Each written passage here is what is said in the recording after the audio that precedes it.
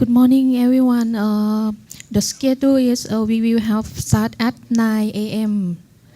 9 a.m. to 10:30. We will have 6 invite speaker, and after that, we will have coffee break about 15 minutes, and after that, we will have session 6.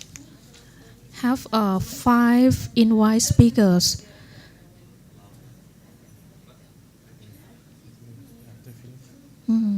After finish, I will have lunch.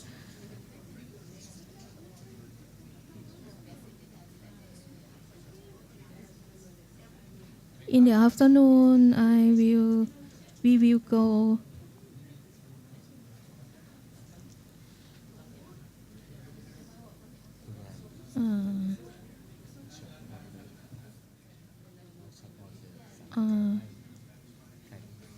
We will have workshop on organic and eco unit history. เ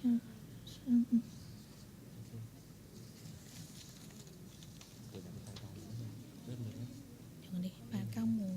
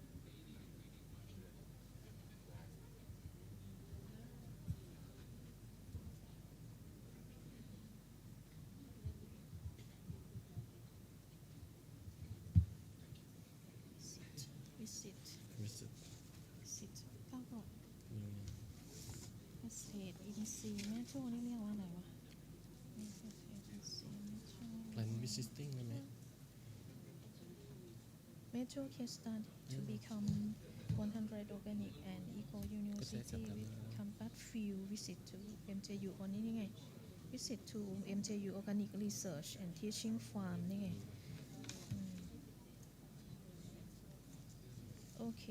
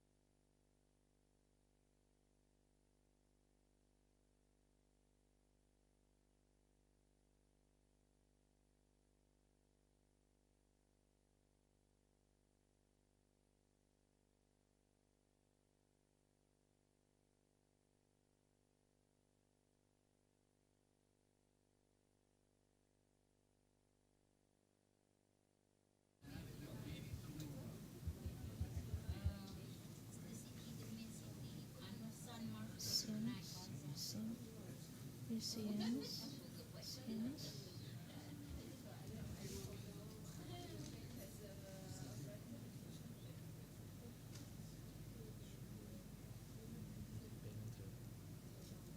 อจากกบนั่งนะ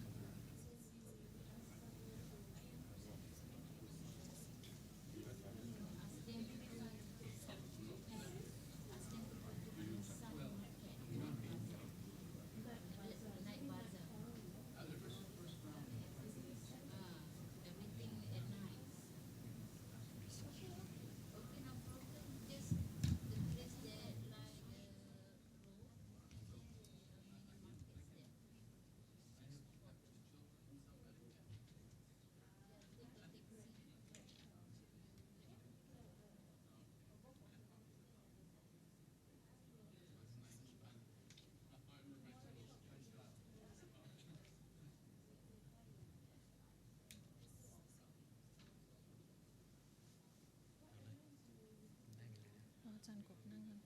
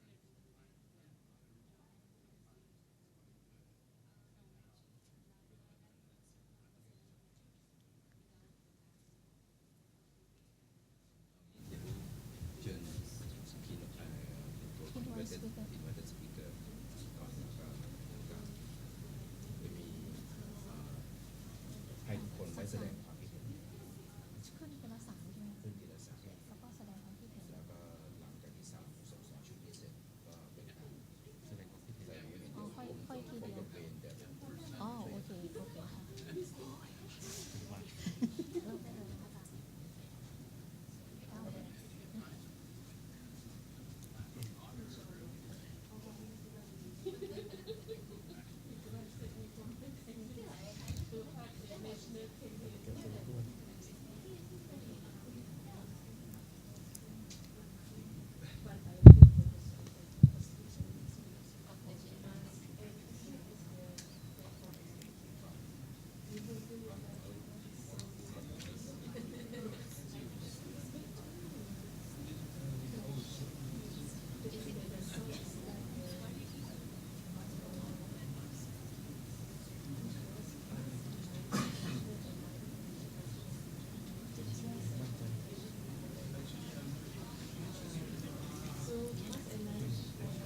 Good morning, ladies and gentlemen.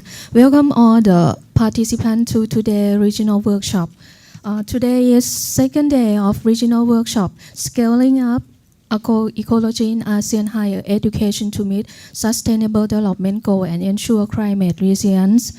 Dr. Natitip Sanpatanon from Department of Management, Faculty of Business Administration, MJU University, and Mr. Panawat Wang Anusorn from Department of Finance, Faculty of Business Administration, MJU University too. We are moderator. For this morning session, panel group discussion, we have group of three. The first group of three, we would like to invite you, Mr. Marut, Mr. Kevin, and Dr. Ropidas come to the stage. I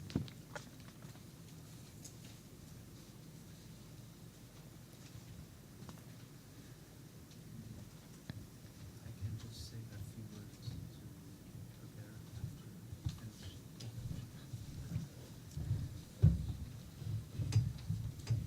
9 to 10:30 a.m. We will have 6 six invited speakers, and after that we will have coffee break for 15 minutes.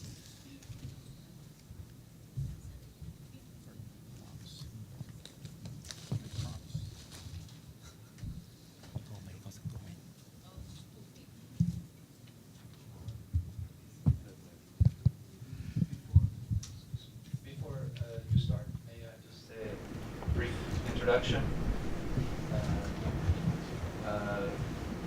Just to recap a little bit from yesterday, we had some very interesting discussion, especially in the small groups.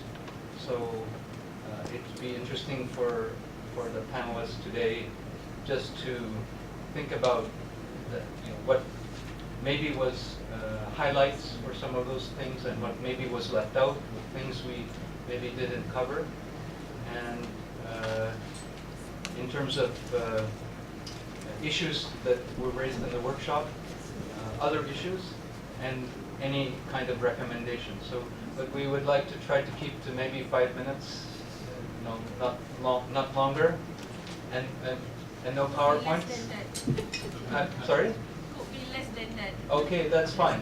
But we will try to leave time for discussion, and maybe I will kind of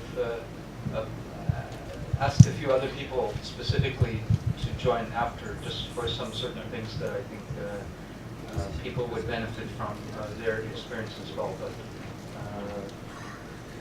But no PowerPoints are needed in this session. Only wisdom from your experience and knowledge. It'll be real short, won't it? So. Okay, I'll go first. My name is Marut Jatiket, the Secretariat of the Thai Education Foundation and the Field Alliance. The Thai Education Foundation is the Thai CSOs that we work with, Ministry of Education, Environment and Health on various issues. And the Field Alliance is the regional network of CSO and now government agencies and universities that promote the agroecologies in the regions.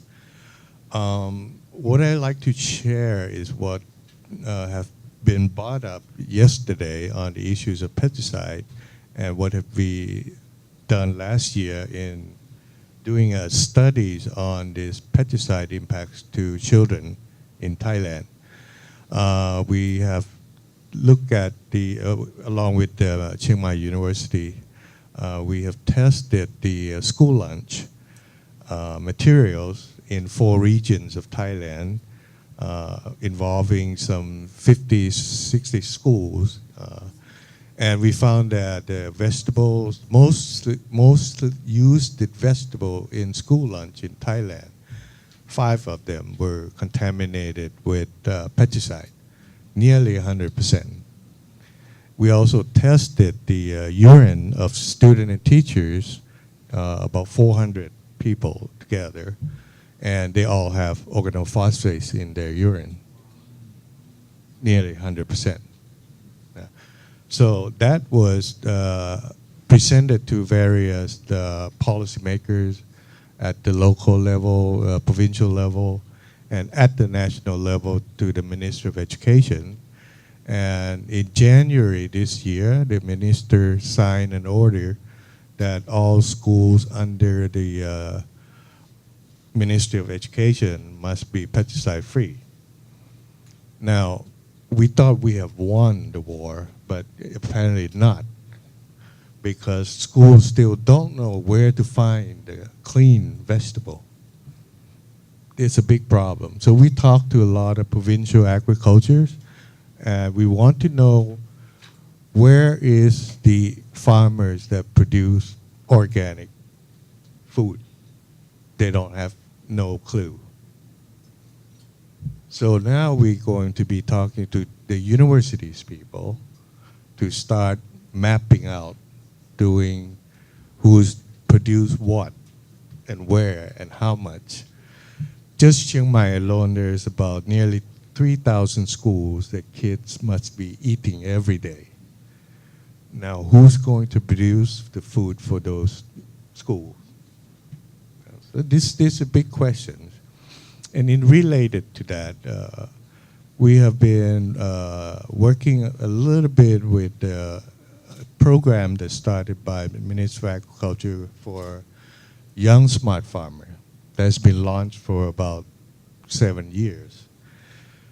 They have been promoting these young generation farmers and provide them with short trainings, a little bit of startup capital, and a platform for them to sell their produce. This is similar to what Pierre was saying yesterday. These young farmers are mostly educated farmers who were engineers, who were nurses, who were doing the work in the city and gave it all up, want to go back to farming. And it's not of their money because they were making a lot of money doing their previous work. And they just want to have a livelihood of better life in the farm. So we've been asking them, what are the training that you needed when you wanted to become farmers? And they said the training provided by extension was not enough. They wanted to know how to grow organic food. They wanted to know how to use biological control. Nothing was available for them.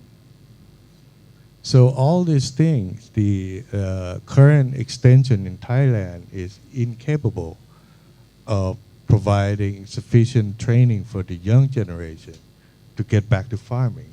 Yeah? And if you look back, who are the extension now? If the universities are the one who produce the future extension, we need to think better how to equip the new extension of all this knowledge and training capacity to be able to train the new generation. And not only that, I think one of the important point is that university may have to come up with a short training course that attract young farmers to come in, not a degree program. Some of them want to change the career. They don't want to go to 4 years college. They want a short course and start doing the farming. Not only young one, but the older generation, the retirement people now, as we getting to the elderly generation. So that's the things that I want to add it to what's missing yesterday. Okay, that we need to look further into production process, how to help eliminate or reduce the use of this pesticide. Yesterday there was an announcement by the ThaiPAN, the Thai Pesticide Action Network. Their annual survey this year is still showing over 40% of fruits in Thailand had residue over the MIL. 40% above MIL, but nearly 100% still has pesticide, including those certified with organic certification. Okay, that's it.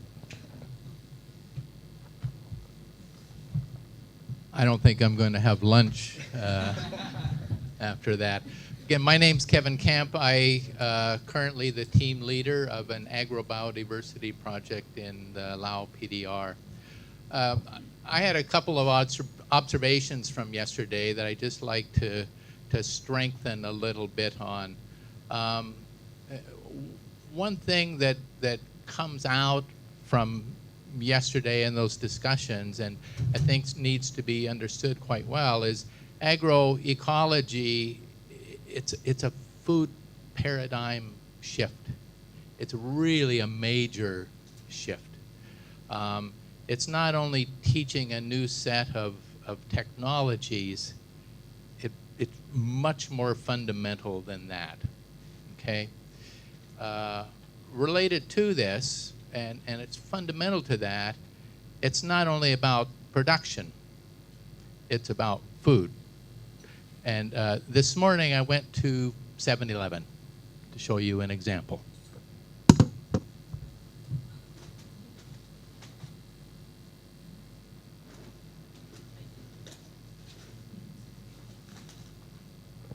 We all love this.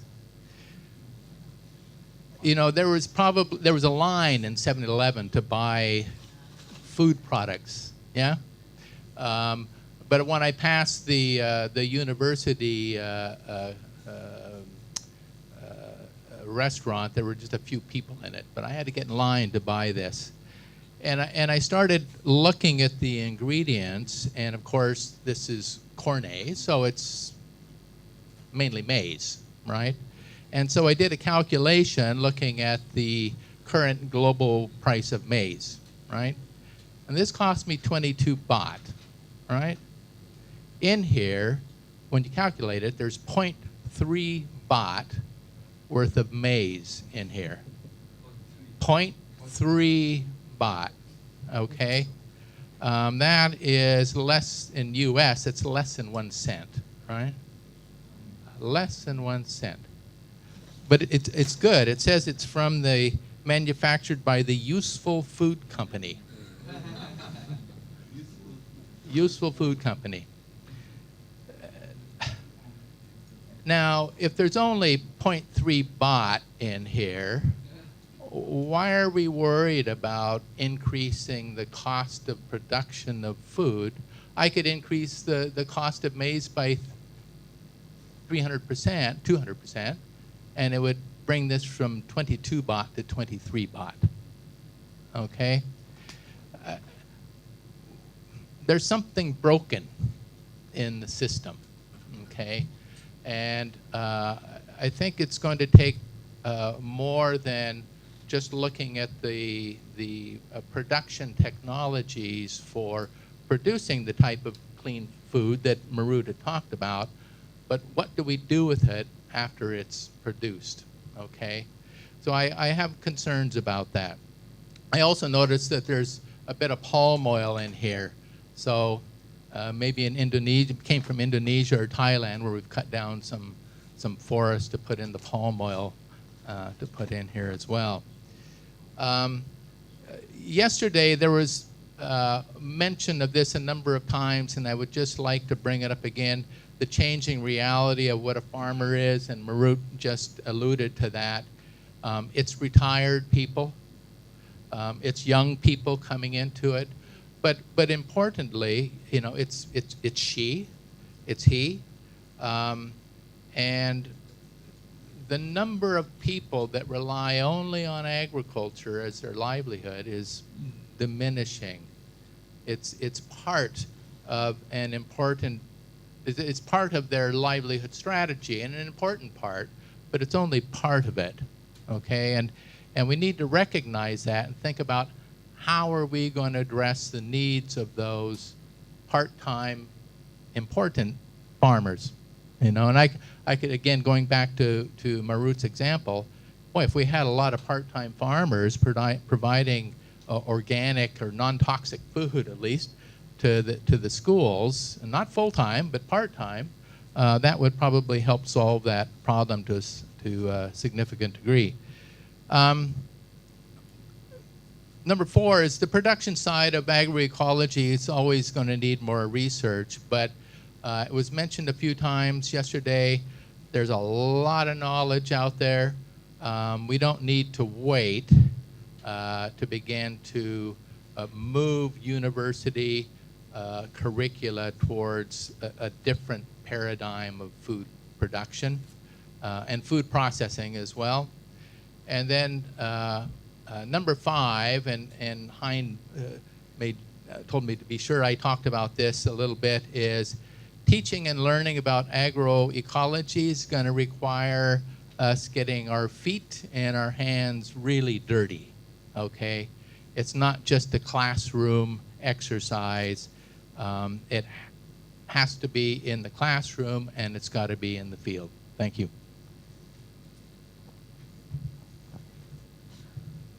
Thank you very much. My name is Rospida Ghazali. I'm from Institute for Environment and Development. I'm a research fellow as well as the senior lecturer in my institute. Okay, regarding the reflection, we have heard presentation as well as the discussion throughout the session yesterday. So what I want to discuss or to reflect for this morning about 3 points here. Number one is the definition of the agroecology in the context of agriculture sector, particularly in the ASEAN country. Because what we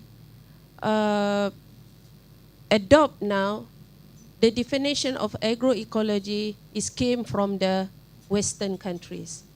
So should be in the ASEAN context, we need to define what we mean with agroecology. Okay. Number two is about the translating. I posed this question yesterday. In university we have done so many research about the either in the context of the agroecology or from the sectoral base where can fit into the agroecology concept or objective. But the problem is we are still struggling to translate the outcome or the output of the research into the field. So how the farmers or how the policy makers can adopt or can use the findings or the result from the research to the practical way, into the practical. Okay, still have a huge gap. I'm talking about in the Malaysian context. The gap is, we need to fill up the gaps between the research outcome or research findings to the farmers, in order farmers can get benefit as much as they want from the research. Number three is the importance to create a market for the agroecology products. So now, in the context of Malaysia, the markets for the agricultural products is well defined for the conventional produce, not for the agriculture or the so-called organic products. For the certifieds, okay, they have their own market for them to sell to the customer. But for the non-certified products, they struggling to sell their products. Okay. And lastly, the availability of fundings, research funding for the university to sustain the research on the agroecology concept. Okay, I think that's all for me. Wayne? Okay, thank you.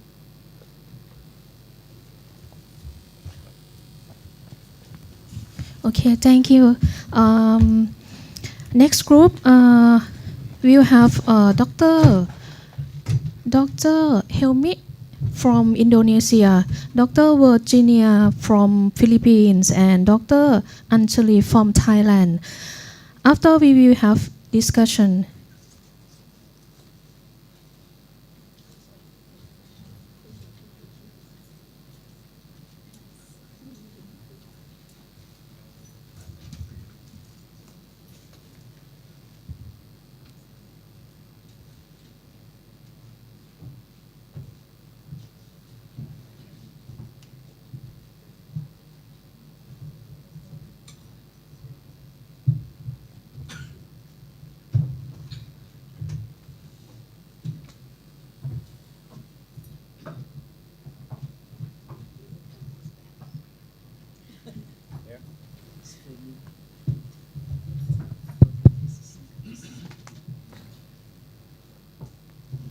Thank you very much.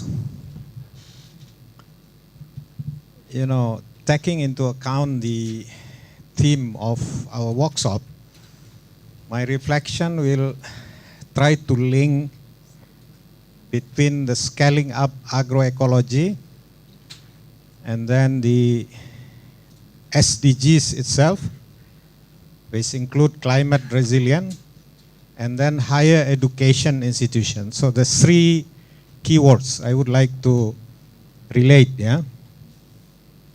Scaling up agroecology means a journey of transition towards sustainability. That's exactly. It's a long-term process in order to deliver SDGs. Yeah. And this transition involve at least from higher education aspect. One is about research to formulate science-based solution. Secondly is about knowledge and innovation management.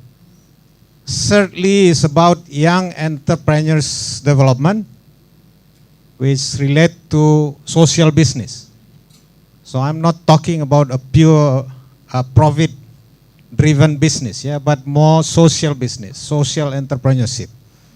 And the fourth one is a public policy advocacy. So all of these, the four topics, is fall into the function of higher education.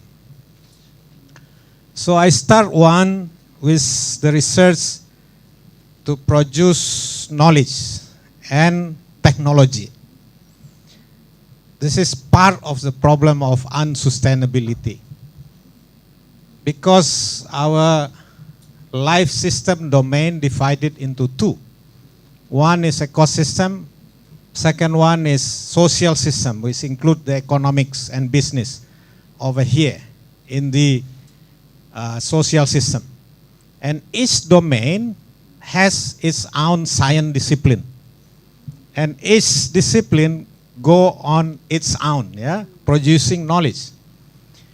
But when it's come to the solution, when you ask a single discipline, it could not produce solution. This is what Dr. Ghazali already mentioned about, yeah? So we need to change the way we do research, the way we generate science, the way we generate technology.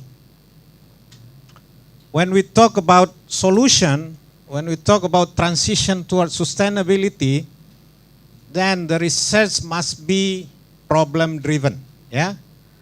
It is not a kind of critical research which is coming from your own curiosity, from the theory, but the research which is starting from the problem faced by the society. Our colleagues from Lao PDR already tell us one example. There is a problem of contaminated food for the school children. Then how do you solve this problem? You could not just solve it with a single discipline, let's say food technology alone, because it's also related to the production process. It's also related to how do you process the food itself. Then it's interdisciplinary. So we need different kind of perspective in doing research, in generating knowledge, in producing technologies in this case, which is driven by the problem and aim at solution. And between that, we need to do interdisciplinary research. That's the first thing, yeah? That's the role of higher education. So there is a need of reorientation inside the higher education research system.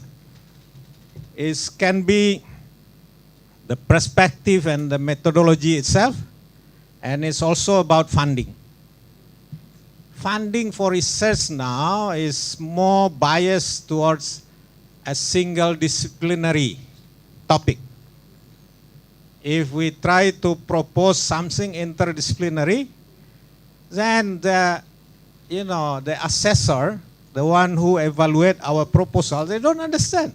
And they just turning down the proposal, yeah? Because they just understand a monodisciplinary way of thinking. So we need to change the perspective, we need to change the funding scheme as well. So we need more scheme for an interdisciplinary research aimed at, formulating solution to the problem. That's the first. The second thing is, when we produce knowledge, when we produce innovation, how do we manage? Yesterday, Professor Suricha is very right to say that it is not just about database. It's about providing knowledge and innovation for a specific problem. Yeah, it must be related. Not only building a database, but you need a knowledge, you need an innovation for a specific problem. So there is a need for knowledge and innovation management. I would like to discuss later with Professor Cardenas. Yeah? Can we move beyond traditional agriculture extension and rural advisory services towards knowledge and innovation management, which is more larger? Yeah? When we talk about knowledge and innovation management, we talk about transformation, agriculture, food and rural transformation. It's not only about giving them the knowledge, transfer technology, give them advice. It's not only about that. It's about transforming agriculture food system and transforming the rural system itself. So you need to connect different aspects of this agro-food and rural system. That's the second thing. And the third thing is that worldwide, maybe there is a tendency for the young people to go out from the agriculture. So now how do we encourage young entrepreneurs to enter and be part of the agri-food system? And for this, I think we can start from the student and from the alumni. From the student, we increase the proportion of the field engagement. So agriculture and food curriculum is not about class-based learning. It must be a combination between a class-based and field engagement.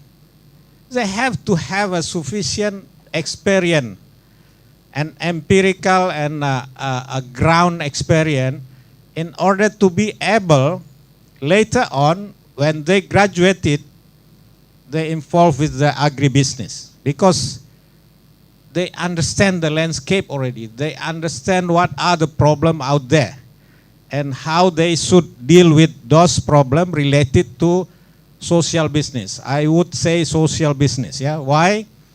Because this kind of agri-food business related to the small farmers, you are talking about helping the small farmers to solve the problem.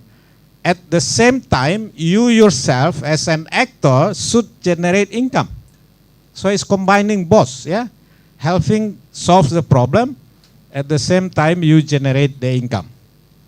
That's why I advocate there is a need a kind of community learning and action center at the field level, which is function as a hub for synergy among the small farmers, with the researcher from higher education institution, with the private sector for market access, and also with the public sector to get a public policy support.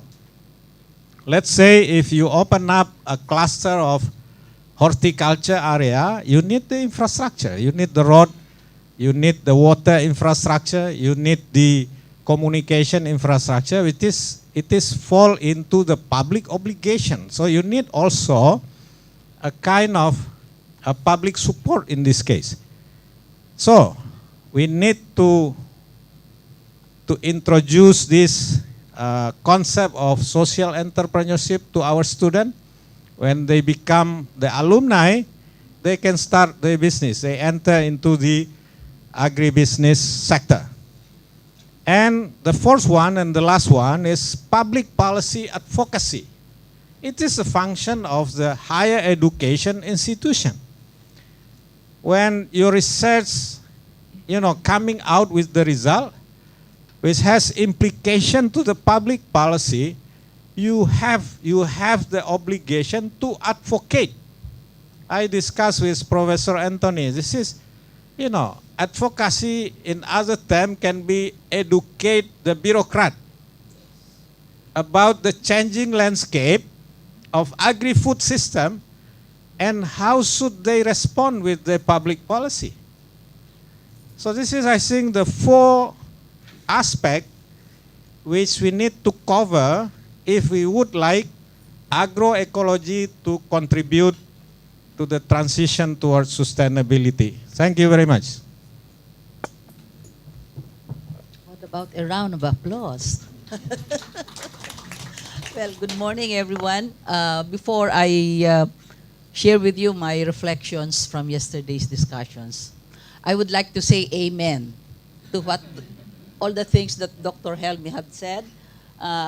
You covered a wide range of topics, issues, some of which I wanted to touch in my presentation this morning, but you already had covered them. So thank you for that. My reflections, I start by saying that indeed higher education institutions are strategic in upscaling agroecology owing to their trilogy of functions. They do research, they do instruction, as well as they have this extension function. And in research, I would like to focus in saying that what higher institutions can do, well, they do both basic and applied researches, but I think within the context of my specialization, which is extension, I'd rather see them focus on undertaking researches, focus on the synthesis of what basic researchers had done, create new knowledge, information, and translate this into some policy recommendations. And through this pathway, we really are giving towards addressing and improving the knowledge base, particularly the policy base for agroecology, if we keep this track for agroecology. On the function of the university on instruction, this is more visible, the impact is more visible on our work on curriculum planning.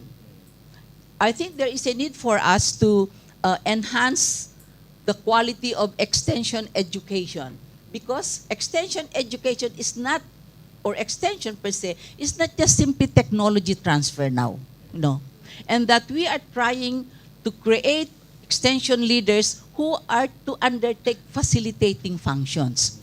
And within the context of the GFRAS, Global Forum for Rural Advisory Services, and the APIRAS advocacy of the new extension and the new extension learning kit that it had developed to assist our extension providers at all levels, we have identified the core competencies that must have to be integrated in the various curricula and translated to a more popular sense, level of understanding, to reach out to lower level of extension providers or trainers. Because we believe that apart from the diverse technical subject matter skills that allow extensionists to enable them to carry out effectively their extension functions, there are a need for some core competencies. They are not just subject matter specialists now, but they are also community facilitators. Now, what are these core competencies? I tried to draw this from our GFRAS NELC, New Extension Learning Kit. Now, number 1, competency and program planning and implementation.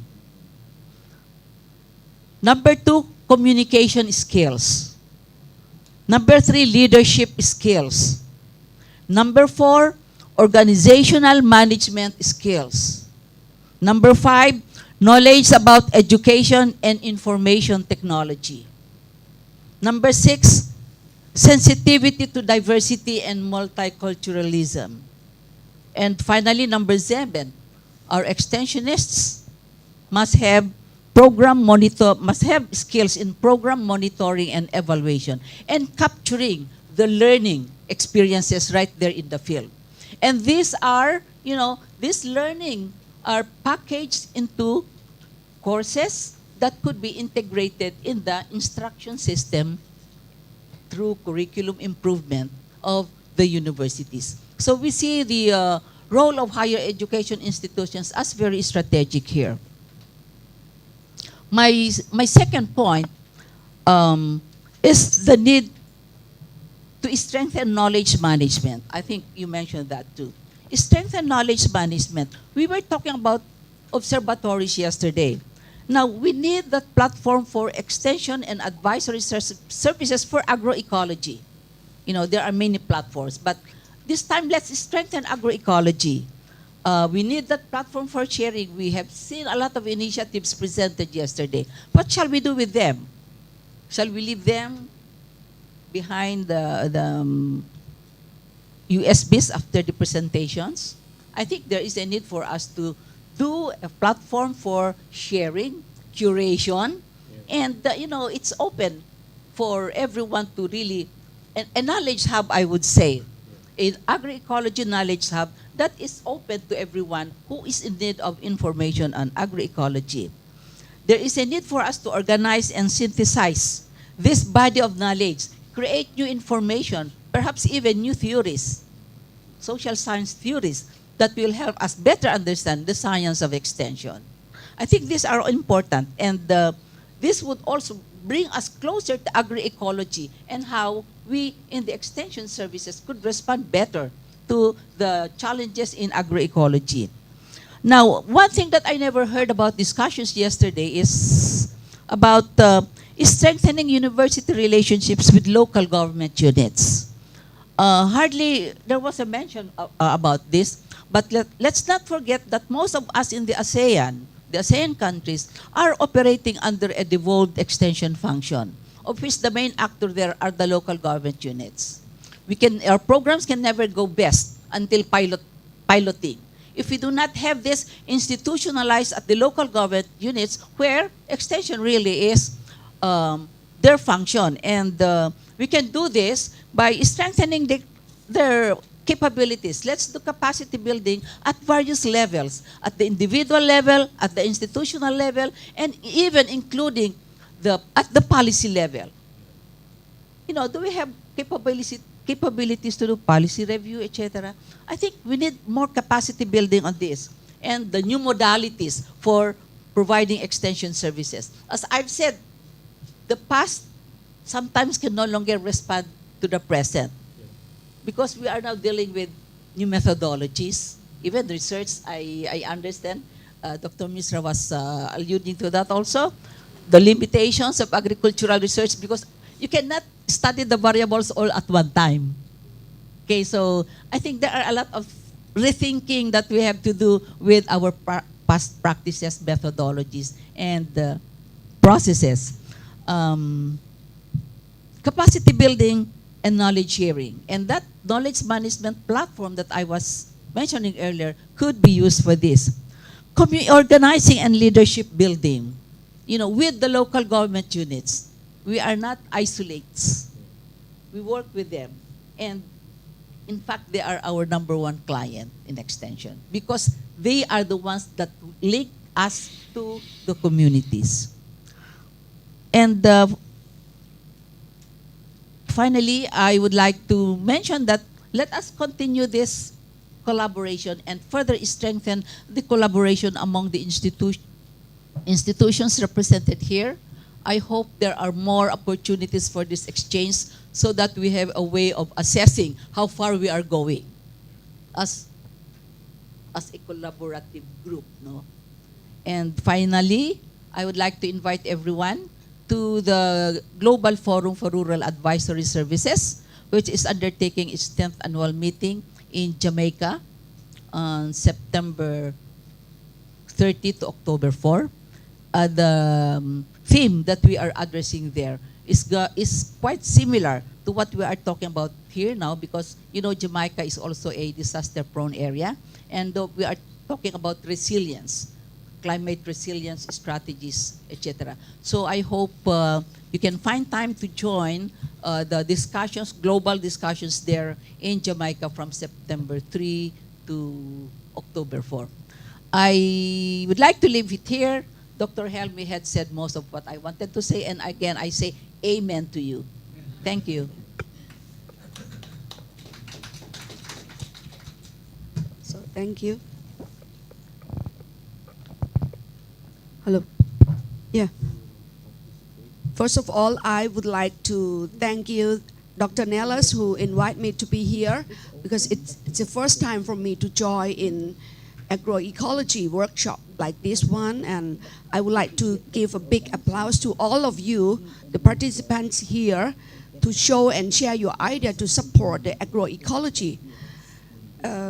Actually, Dr. Helmi already covered all the issues which is challenge to our work to support agroecology concept. But regards to my major concern, Dr. Nella wants that I should share my work in the Office of Organic Agriculture Innovation Network, which is an academic platform and collaboration project from our university, Rajamangala University of Technology, Thanyaburi, with National Innovation Agency. Yeah. And from my point of view, the key challenge that I would like to emphasize is the education program or a training program for our farmers, for our students or entrepreneurs.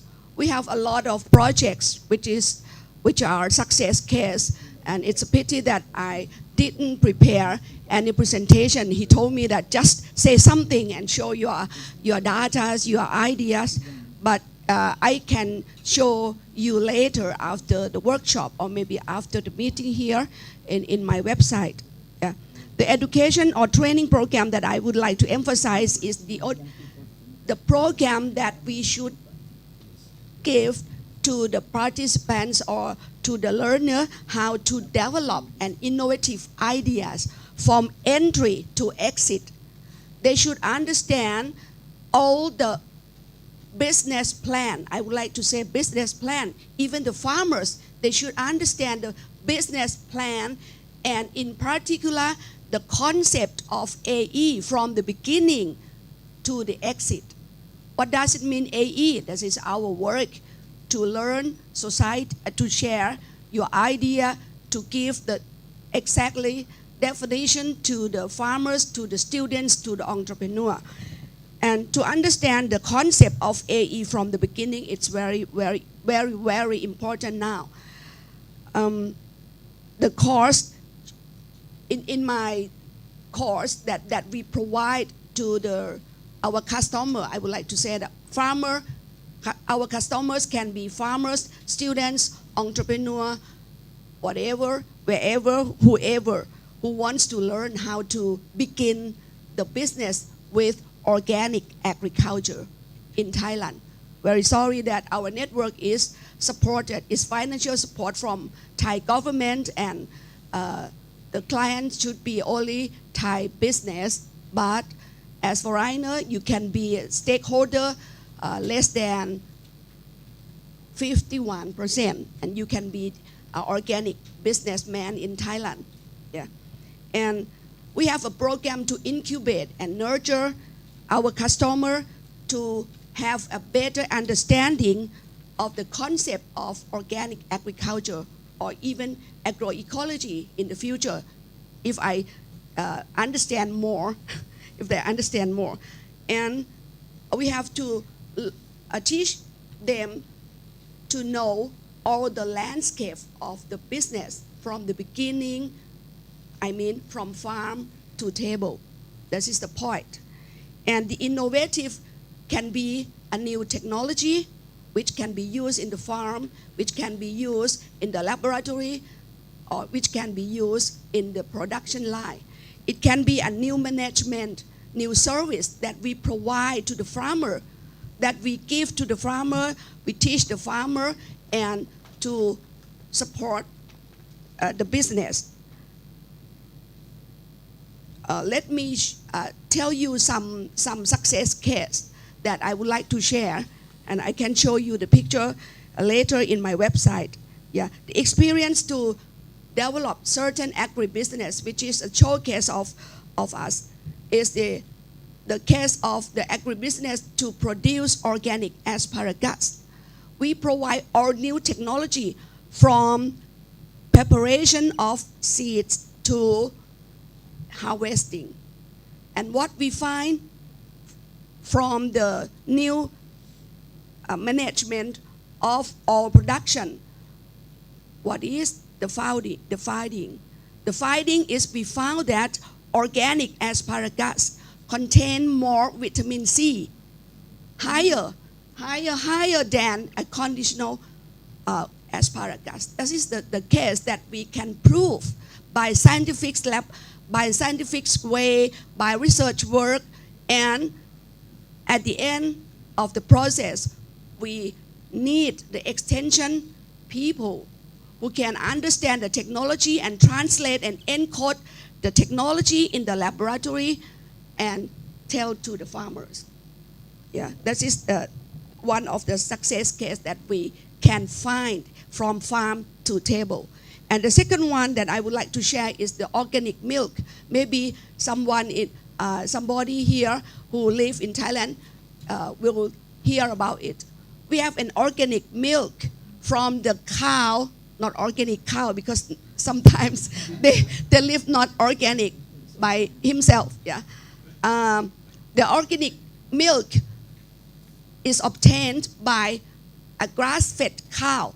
We leave the cow walk in the grass and feed it with organic plants and so on. And finally, we harvest the milk and send it to laboratory, and we found that in organic milk contains more conjugated linoleic acid, which called CLA.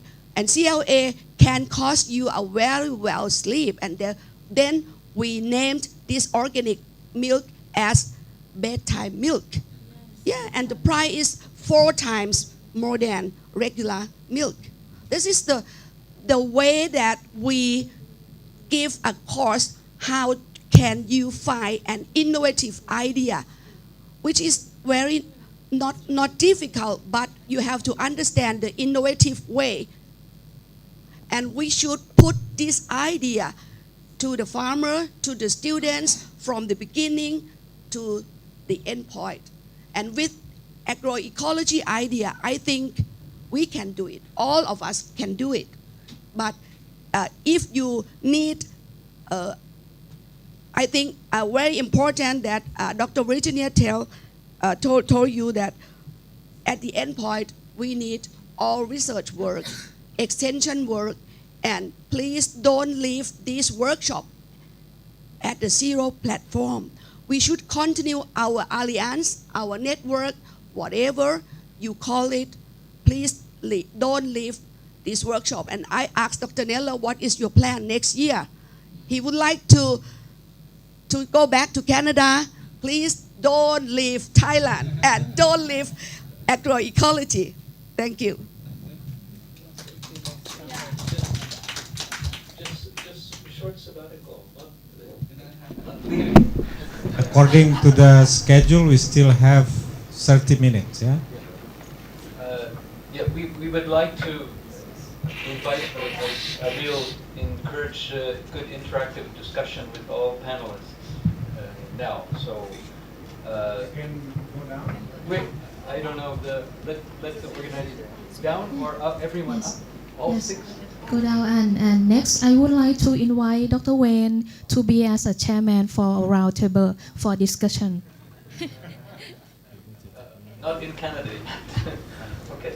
So maybe, I think everyone, you want to say? I'm interested in the daytime milk. My question is, So,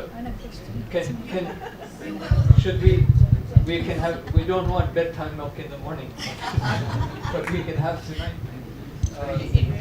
Should we have everyone around the table?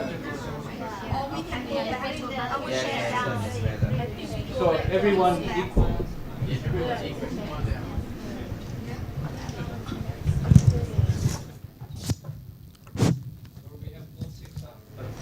A little crowded on the stage. So while everyone's taking their seats, I think just a very quick observation. I think you can see why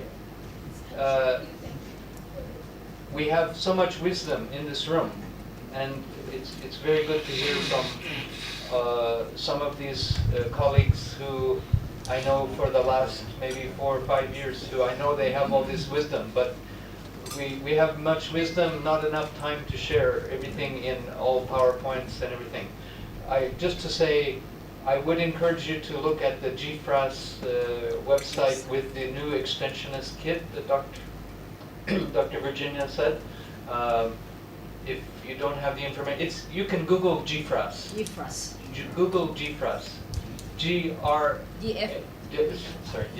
GFRAS. And there is a whole body of knowledge and resources in this kit. There's also an interesting study, some very dated study some years ago. I did a study about the study, actually, that has a database of experts and resources. What I found interesting, missing in that study, just observation, where were the universities? This is the interesting point. And so so I think it's very good to bring in the universities more strongly, and but I encourage you to look at that. And the same for the Organic Agriculture Innovation Network. We don't have enough time.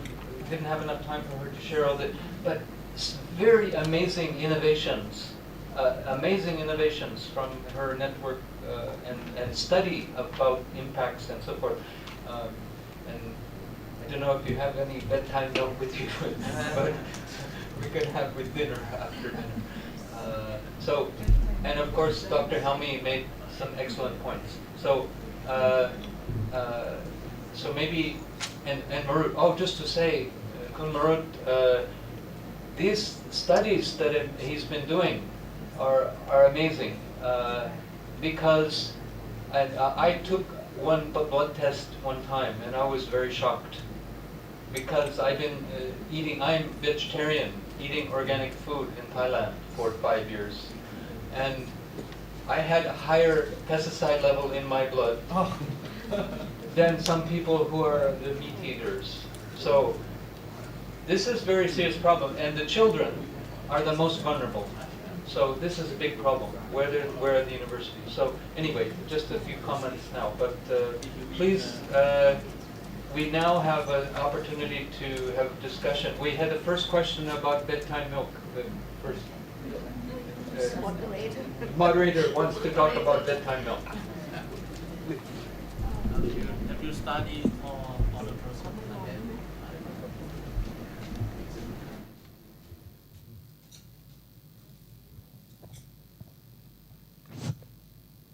Have you studied all the all the processes to become the base time meal, the total cost when you when produce the base time milk?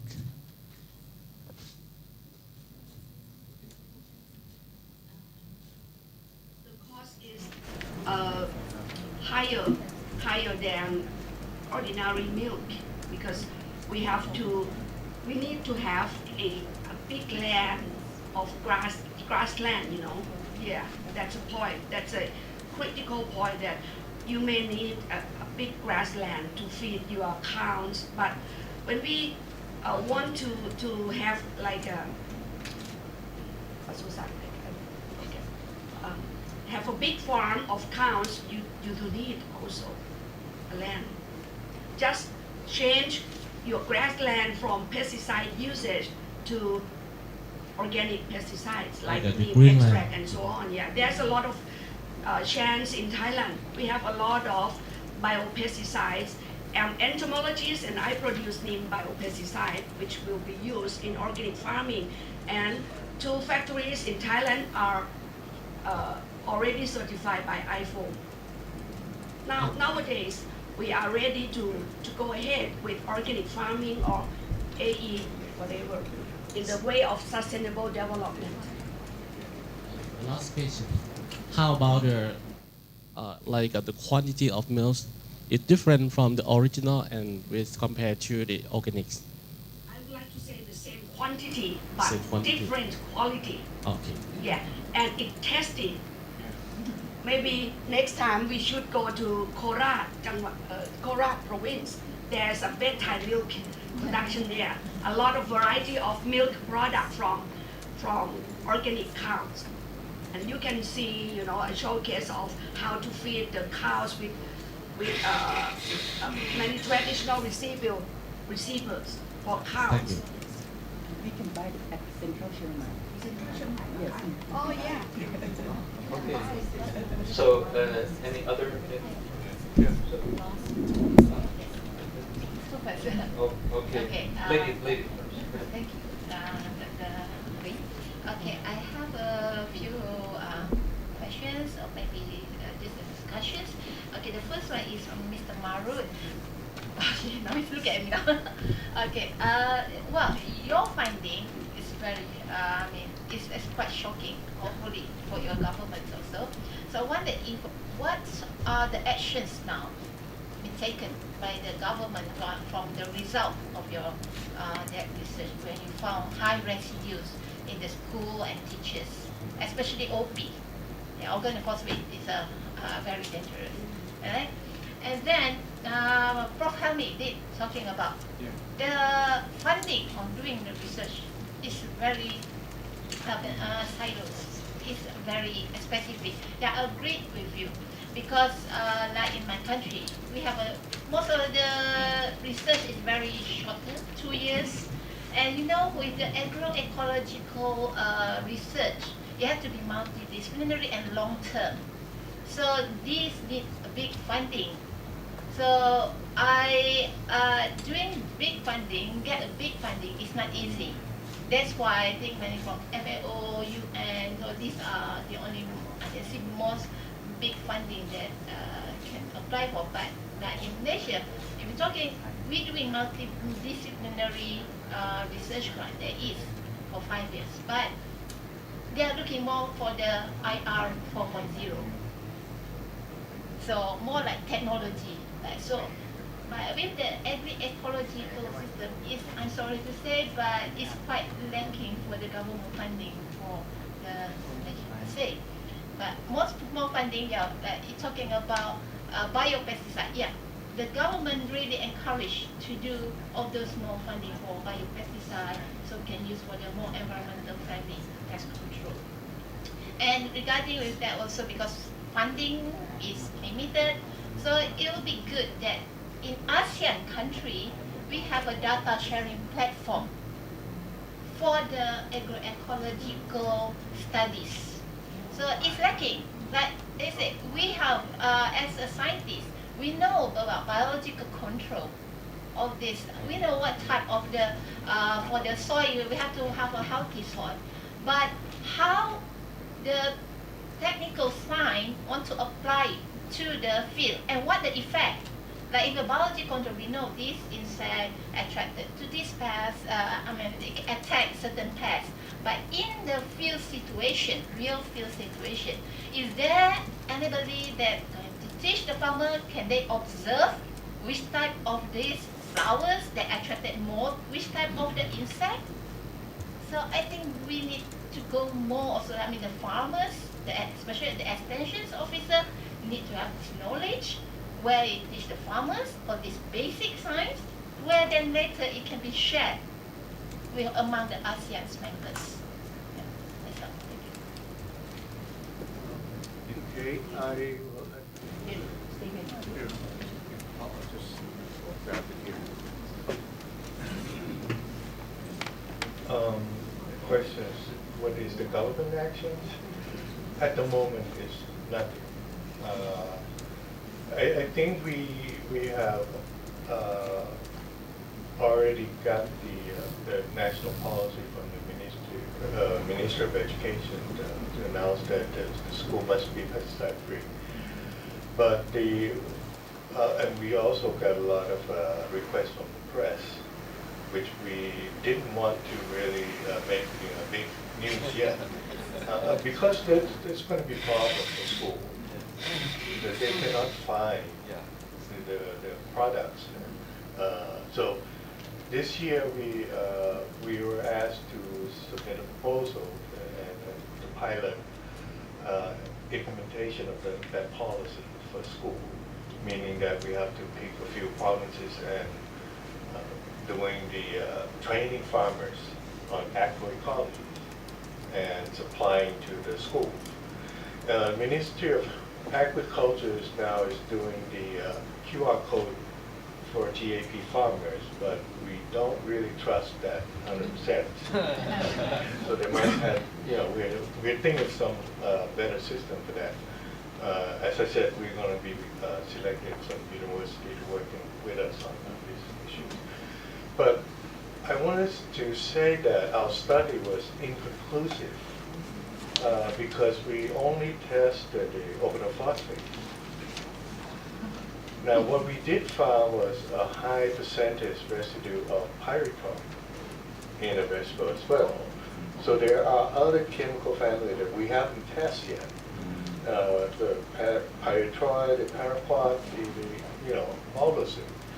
So we need to go back and doing that. But just this recent study, we already have established a network of Ministry of Health and universities that will continue further the studies on pesticide impacted children in the region. That would include Vietnam, Laos, Thailand, Myanmar, and Cambodia not here joining yet. Publication that can share. I think after we have to do more in comprehensive studies, yes, there will be a publication. We have a briefing note from the previous study that we can share. Just to point that, and Marut also has the website with some of the documents, at least historical documents on there with pesticide reduction studies, and he's also worked closely with FAO on the last 10 years or so on the IPM pesticide reduction program. So there's some data available, but some of the new stuff I think could be very interesting. Yes, yes. I just want to contribute a serious challenge in Myanmar for the farmers who want to move towards organic agriculture related to this pesticide residue in food. So what is happening in one of the organizations in Myanmar called Myanmar Fruit, Flower and Vegetable Association, they have a quite very large number of producers and farmers who want to produce vegetables in a safer way. So our association was also, our mandate was also to support them with, to promote them in this organic agriculture support by providing a sort of cheap services in certificate. One of the requirements for them is to undergo the analysis of the fresh vegetables in the first production. What we found in the analysis was very alarming because we were shocked. We sent 300 samples from 300 producers to our national pesticide laboratory, and we found that out of 300 samples, 297 samples contain gamma chlordane, and the content in the vegetable is 10 times higher than the minimum threshold. So what is now happening is the farmers are regretting a lot because they wanted to produce this organic agriculture. They've been practicing organic, they've been transforming to organic practice for 1.5 years already. Now when they send the sample of the vegetable, it contains this gamma protein, and they are not successful in applying the certificate for the certificate. So when we finally try to locate where the source of this gamma protein, it is from the soil. So it has it is a very persistent pesticide, and we consulted with some of the local, technical persons in Myanmar, and they said that you have to change the soil. You have to borrow the soil, and you have to remove the present soil and borrow some other, which is not practical. And we could not find at this moment how we can have a low-cost technology to remove this kind of gamma protein from the soil. This is a serious issue for our producer in Myanmar. Thank you. Can I respond to the question? Thank you very much. This is about funding, from Dr. Norida Mazlan.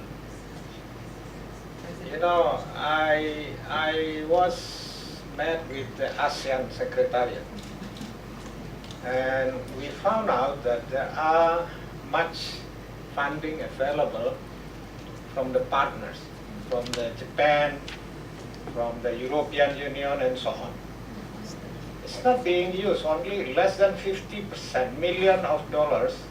At the end of the time period, the ASEAN Secretariat returned back the money to European Union, to the Japan partner, and others. And in that discussion, I asked them what the process and mechanism to access the fund. They don't have a guideline yet. So you don't have any timeline, you don't have any technical guideline, how do you submit your proposal, and so on and so forth. So I think this is an important source of funding. Thailand now is the chairman of ASEAN. Why not bringing this agenda into the discussion, to the ASEAN Secretariat, so we can use the multi-million dollars of funding from the ASEAN partners. It's not used in every term. They more than 50% not used. And when you send your application, you don't know when the response will come. What follow-up you have to do. That's why the money is not being used. I don't know whether Professor Anthony, because you are experienced with lobbying. Maybe sometime we can go together to ASEAN Secretariat. I met with the Indonesian Directorate General for ASEAN, and he also told about similar things. So a lot of funding available from the ASEAN partners not being used, especially for this specific project, for research, for different activities which can help build the ASEAN community, whether it is economic community, whether it is social, cultural community. So I would like to propose our colleagues from Thailand, because Thailand is the chairman of the ASEAN right now, to bring this issue to the ASEAN Secretariat, so we can have a clear guideline on how to access this funding, because a lot, And the other is we have FAO over here, we have UNESCO, maybe can also rethink about this interdisciplinary applied research project, which is not a one-year term, but if evaluation from the first year indicating that we can continue to the second year for application, then we can go to the second year, to the third years, this kind of thing. So we do really see the result of this applied research later on. And also, I don't know, maybe UNESCO and FAO in the position to suggest the technical ministries in ASEAN countries to also allocate this kind of applied and problem-solving research fund to be accessed by the university in collaboration maybe with the Ministry of Agriculture or other ministry, to produce solution, yeah, for a specified problem. The problem can be identified by the ministry together with the university, together with the NGO or community. What the priority? Maybe this pesticide contamination is priority, then which kind of research we need in order to be able to formulate innovative solution to that problem. Thank you very much. Just to share with you, I'm doing a green hotel program for ASEAN. And ASEAN allocation, the director was telling me it's got 4 million US. Yeah? Now, we missed out this year, but next year we are proposing it. So I believe on the ASEAN level, there's a lot of opportunity to share knowledge for solution. In regards to Mr. Marut mentioning, a lot of people, new generation of farmers, they're what you call, after they work, they realize, I have this couple, one is the accountant, one is the marketing. They have decided to leave the corporate field and go into farming. Now, they're in the early 30s, and what they're doing is, that's where my school, we run courses short. I have got 5 online groups, because the rest of the time is online learning. I teach them in different levels. But you get a lot of people, not just young people, I have a lot of people retiring and wanting to learn, but they don't want to go to a 3-4 years course, and it's too monodiscipline. In that short period, they want to learn almost everything because they don't have the time.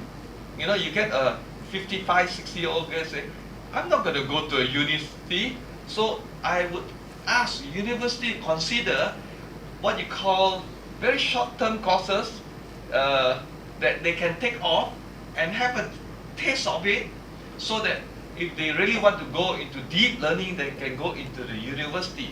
But many of them who are actually tired of life, that the corporate world is too fast, but new generation want everything quick, quick, quick. So now you have to shortcut your learning program. So like, because of the number of people now, they're asking, we use WhatsApp. Now there's a group that's, let's move on to Telegram. Because the numbers are so big in demand, so, you know, when we're opening from July 27, every Saturday I run courses, but I'm also linking with the university to actually come and speak on certain topic that specialize. So I think you need to work with NGO, I'm NGO and farm. So there is a lot of different thinking and opportunity and multidiscipline. Like for example, Teddy from Myanmar asking about the pollution that is gamma chlorine that's in the soil. Now this is what you call bioengineering. You can plant certain plants and take it out without removing the soil, because that's expensive. You can treat soil. Fern is one of the best plant to grow onto the soil, because that will even reduce radiation. Yeah, but if it's water-based, constructed wetland, I can teach anybody. So there are many solutions to it, but not what you call hard engineering, but natural plant solution. Yeah, because it is not complicated. You find which plant that can solve this, you grow on site, you remove them, you grow on site. Within, you take certain part, within certain time, it's all done. Yeah, thank you. Okay, we're really raising many good issues and challenges going forward here. So, and we're going to kind of maybe integrate some of these into the next session as well. But any more comments or questions about these? Dr. Hoy? No? Yeah. Oh, sorry. Yeah. 1 minute, I missed one question. Yeah. One question from Dr. Norida Mazlan about real field situation. So, you know, this is a type of social entrepreneurship or social business. We can introduce this community learning and action center where they can earn income through the capacity building and extension services which paid by the government, or by the corporate social responsibility with concern about poverty of the farming communities in any specific location. Secondly, this community learning and action center can buy the product from the farmers and process this little bit, grading, packaging, whatsoever. They get margin. Then this community learning and action center managed by young entrepreneur, young graduate from the university. So they can, this is a kind of social business. It is not funded by the government, but they generate their own income from the works they perform in the field.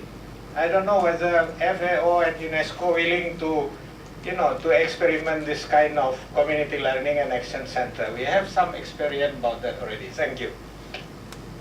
Yeah, I can affirm that. Visited one of the very good sites that Dr. Helmi has guided in Indonesia, and it works. So, Dr. White. I want to bring you one step further that it's not what agroecology, but how agroecology to be adopted. For instance, one question we often being asked by farmer is how many fruit trees should farmer have to integrate in the coffee farm? We have that, like 30 or 50 or 90. That make, sense for biology, for resource saving, and also for labor and economic return. Okay, that we have not yet able to answer farmer yet. And another issue is the sustainable individual farm level does not guarantee for landscape sustainability. So in promoting agroecology for landscape sustainability, what can we do and how can we approach for such at such the landscape level? Thank you. Point, yes, Pierre. Oh, sorry. Sorry. Next, maybe Rudy, Dr. Rudy next. Okay, thank you very much. I just want to mention one point. Sometimes we are thinking the issues is outside of our university. One thing also, there is internal issues within the university itself, like considering the issues coming from Dr. Rosida about the interdisciplinary research grants coming outside is cannot be accepted by us. It's because in our university itself, it was still also arrogance in one's disciplines. So there is external intervention needed to come to university to integrate, something like proposing new roadmaps. One roadmap of sustainability development is. I am happy that MJU already have something like that in the vision of university, but not all universities have that. So there is how these Asian networks can also push that to change the internal issues in the university. Thank you. Good point, Pierre. Well, thank you very much for all the presentation this morning. It was really interesting. I had few comments. I mean, first of all, regarding the situation in Thailand and what Marut presented.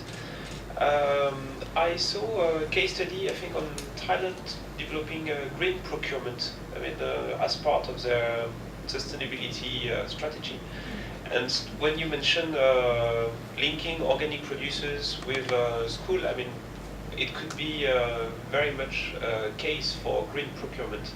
And I'm surprised because when I looked into the case study on green procurement in Thailand, it was more about factories. And so agriculture was not part of it. And when you say that the government is not taking any action, I mean, it's really a missed opportunity because because especially taking into consideration all the work that we are doing on sufficiency, economic philosophy, and I mean, there are so many things already at work in Thailand that could be highly relevant to link with this. So this is the first observation, and I hope that we could find ways to push in this direction. The second thing is for the smart young farmer. I came across them first time in Wom Prabang when you invited them in the framework of Elysium. And I was very interested by the dynamic, but I tried to look for more information on the internet in English, because my Thai is limited.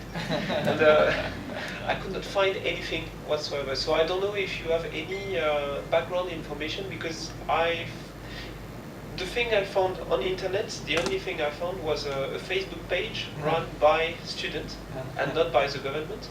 There was no link whatsoever with the Ministry of Agriculture. And here again, I found it very strange that for once the government seems to promote something really relevant and useful for farmers, but young farmers. But it's impossible to locate exactly what is really the strategy of the government, or what is the objective, for how long it has been put in place. And so I would be very interested to have more information, because as Wayne was mentioning yesterday, we are working on this policy brief on agriculture, and this could be also an example that we could highlight, I mean, if it's proven to work. Coming to policy, I just wanted to share an information. At ASEAN level, we have all these different sectoral working groups. And it's been a few years now that the Lao government has been working with some external support on the idea of an initiative for ASEAN on agroecology. It started about conservation agriculture, but it moved to agroecology, and now it's not even agroecology as such, it's a transition, an agroecological transition, and a coaching facility for ASEAN member states on agroecology. The entry point is a sectoral working group on crops, and this will be presented by the Lao government next week in Singapore during the next meeting. If this is endorsed by the sectoral working group of ASEAN on crop, that means this would come into the official agenda of ASEAN, and this would be also a first open door somehow to start working together, because then we have an official framework to refer to, and we can capitalize on all the actions that are taking place at ground level in order to fit the policymaker. And because this facility or this initiative pushed by Laos is really how to look at all territorial experience happening in the different ASEAN country, and to demonstrate that at territorial level you can really have a transition that can have an impact. And if it has an impact, then policymakers start to consider it in a different way. So I will be attending this meeting next week, and I really hope that at the moment the objective is also to win over other countries to support Laos for this initiative, because without the support of other countries, the initiative from Laos may be seen only as a Lao initiative, and which is not the case. It's really for ASEAN. So we have support from Cambodia. But if you do have contact or focal point at ASEAN in your country, that's really the moment to somehow reach out to them and see how we can, contact me, and I will tell you how to actually advocate to them so that they are supportive to this initiative, because it's a first step. Once again, the entry point is crop, but I think what is important is to put a foot in the door, and then after to see how we can move forward. So, and just to finish, fundings, FAO doesn't have much money, unfortunately. So it's not really, I'm very new to FAO, so I'm also learning what is available and what is not available. Very often they do have a little bit of seed money, so what can be done at country level or regional level is to have some small pilot, and we will discuss just after, I think, on an initiative that we could start together. But the money is not enough in order to really have a major transformational impact.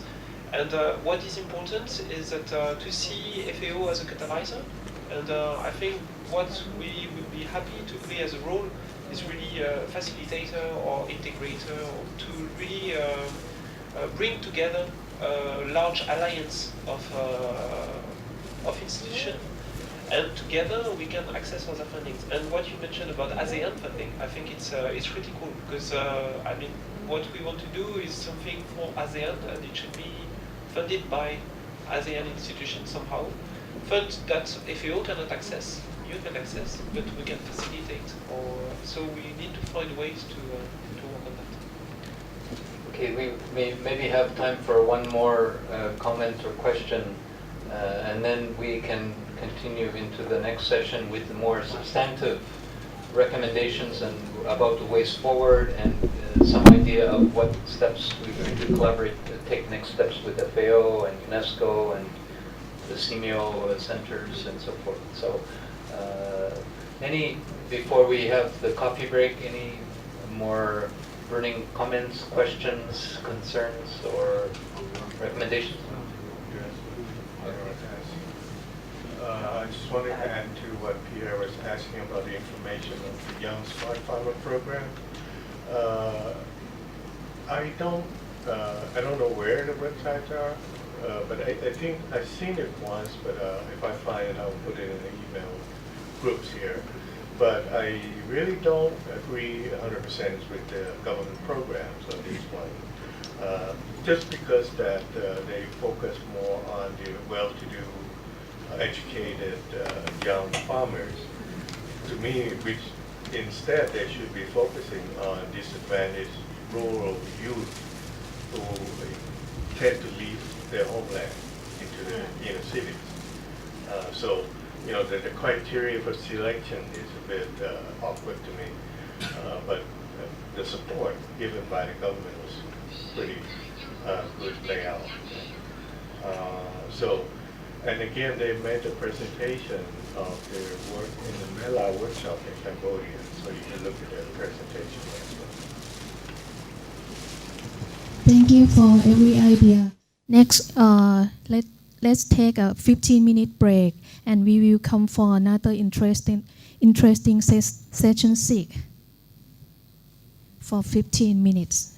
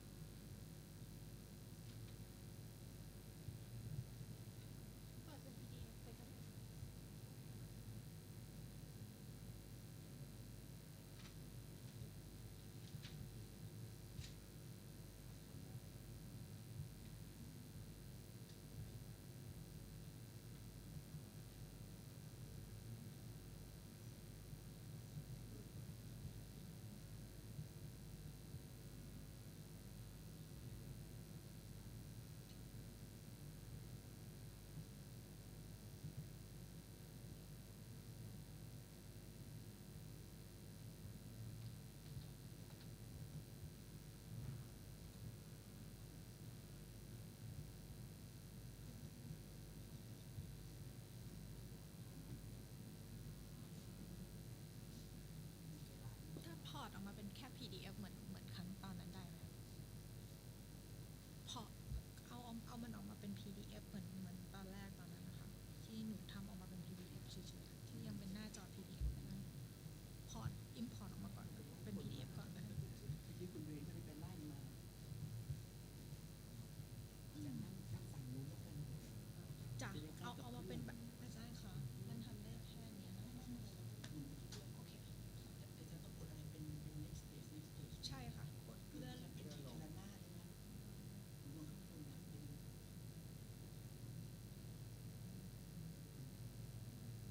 ต้องดีละ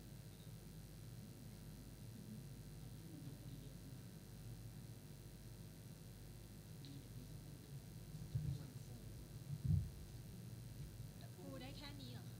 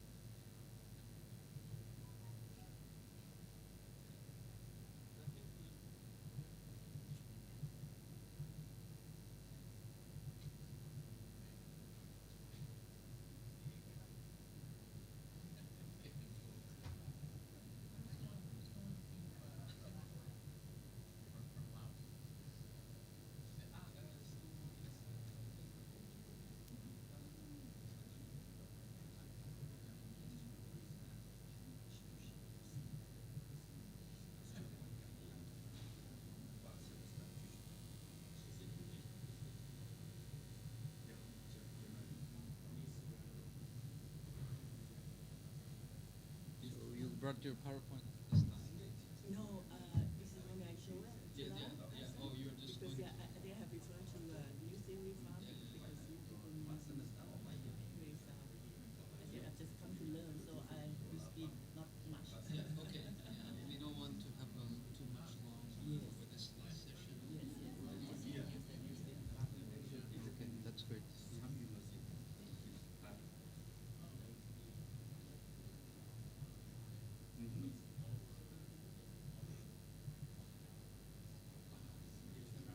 If they want to study medical, they have to pay for them.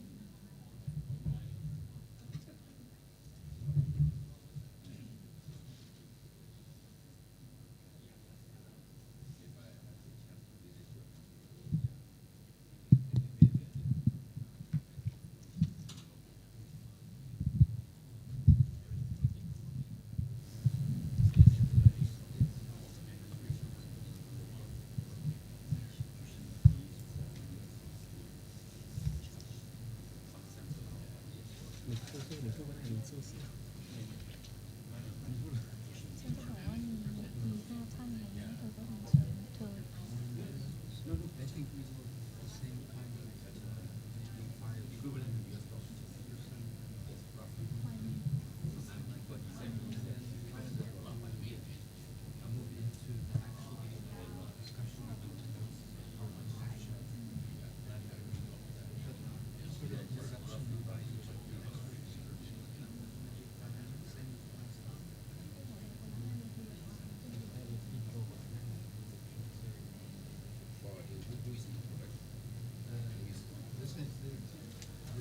the people who it's not just or is it yeah. Just we're talking about this session ways forward about what the different organizations how they can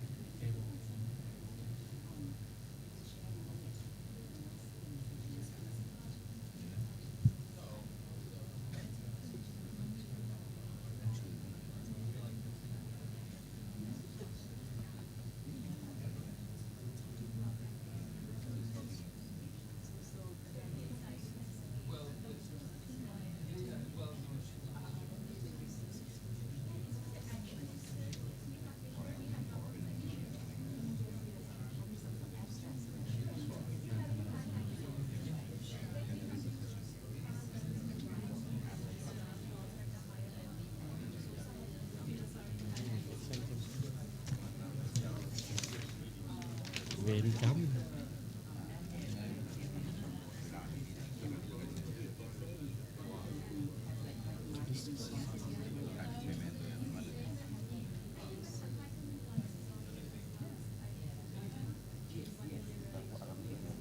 expert นี่เลยใช่ไหมอาจารย์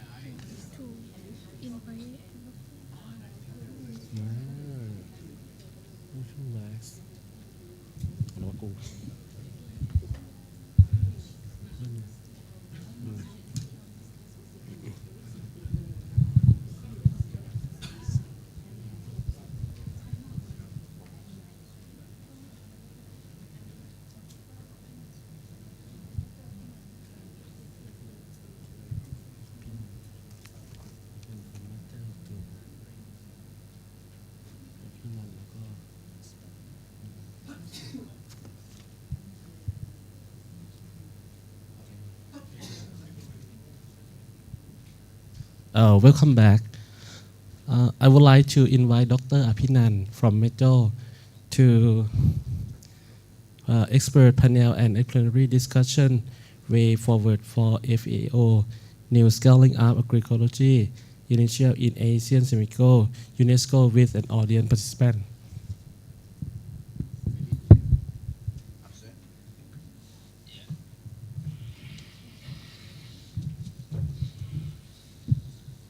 Okay. That I can say good morning again because it's still not noon yet. Okay. Firstly, for our future, maybe I think we can set up something from this conference because all of us we are talking so many of experience from you and for the participants. I know and also we know together we have a lot of things. We have a lot of things to share together in the future, and also we need the cooperation, closely cooperation, and we should looking more our chance to do something in the future.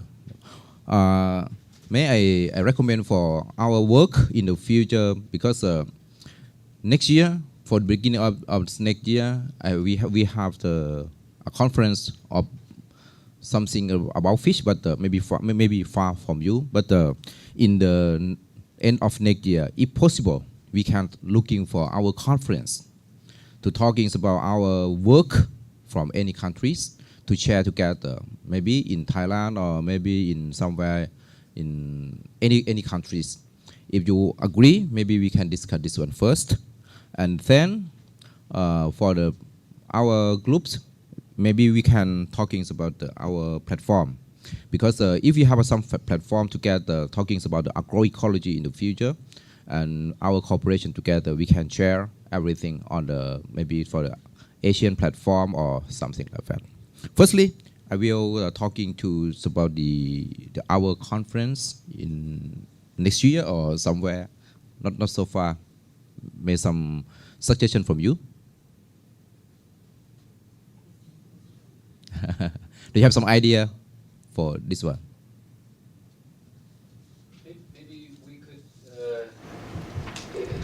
listen to everyone first, or unless you have a burning suggestion about this, we can take it, but maybe we can hear from all of the speakers and then collect the ideas for, but this is a very concrete, good example of an activity. If anyone has suggestion about that, for a conference maybe next year, MJU might host.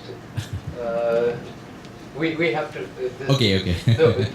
I think that was your suggestion, something along those lines. So I think it's a very good suggestion. So and it could integrate a lot of the other ideas, all of the dimensions that we talked about, curriculum and research and case studies and data and youth, all of these things. But good to plan well ahead, and also the issue of funding comes. So But very good idea, and we're very happy. I think that MJU would be interested to host again something more larger. So. Yes, it's possible for next year for MJU University because we can prepare something first. It's possible, but if you agree, okay, no problem. Just to take the opportunity of this offer, to build upon it. You know, earlier this year, at the end of May, FAO and IFAD has launched a UN Decade on Family Farming. And family farming is also very much relevant to agroecology, especially in the Asia-Pacific region. Under this Decade on Family Farming, there are 7 pillars. One of them is youth. And so it's a cross-cutting issue. The decade is for 10 years. And while they were launching it in Rome, we had a meeting with Asia Farmer Association, but also other countries like Indonesia and Vietnam, who are very supportive to the decade. And what we could consider next year as an idea for a conference is to organize a conference bringing together agroecology and family farming, but also university and farmer associations. So that actually to offer a platform where we can have support from the UN, but to have really representative of higher education institution and farming communities. So this could be an idea. Yes, hosted by MJU. That would be nice. Yes, we are hosts, but we need a cooperation with any also. Maybe from FAO, from the UN, UNDP, something like that. Anyone else want to endorse the idea? Yes. I think probably everyone here thinks having some kind of expansion of this understanding of agroecology through more partners, larger stakeholder presence, etc., would be a very good idea. So we appreciate. Any other comments about this or suggestion? No? Dr. Ala. I think really, the speakers have covered all the areas, and it was really a good learning opportunity for me. But as a scientist or as a researcher, not as an activist. As an activist, I always advocate agroecology in the context of improving the ground realities. Working with farmers, empowering farmers. Going beyond farms and talking about not just productions but food and all. Those things are well appreciated, well understood, well discussed, debated, and yeah, thank you very much. But one thing I was just discussing with the gentleman from Myanmar, and I got the idea that we have focused a lot on all the applied research and training and extension, the activities, but we still need to understand agrology, going beyond that, because the soil health. We talk a lot about soil health, but how do we define soil health? So that gentleman was discussing about the contaminations in the food and all, and they said that there is no provision or there is no indicators to to identify. How we can identify the kind of contamination we have in the soil. So I think because we are talking about agroecology, which is a natural system, open system, dynamic system. So we need to focus on the processes, the soil biological process, because it's an open system. Plant harness solar energy to produce food, and those food is not only for us, but also for the soil microbiology, the microbes. And if you're talking about the recycling, and you talk about the decomposition process, and if you remove the soil microbes, there will be no decomposer in the whole ecosystem. That's the only component. And at the moment, we don't know much about soil microbes. Only 10% microbes are identified. So we are now in 21st century, and we have more sophisticated lab and more methodological we have developed over the years. So those kind of, informations taken into account, we should take into account, and we should focus how we can increase, the favorable interactions between plant, roots, and microbes. How we can enhance the microbial process, to clean our soil, to reduce the pesticide contaminations. So in that part, I think we have invested very little, and that kind of research go beyond applied, because we need to invest in fundamental research. And there I see the higher education can play a very important role to understand this dynamics. So I think you have covered, but this can, add a little bit more in terms of, educating people at all levels. Yeah, thank you, and providing some kind of practical solution at the field level. Second thing I discussed with Pierre, I think yesterday.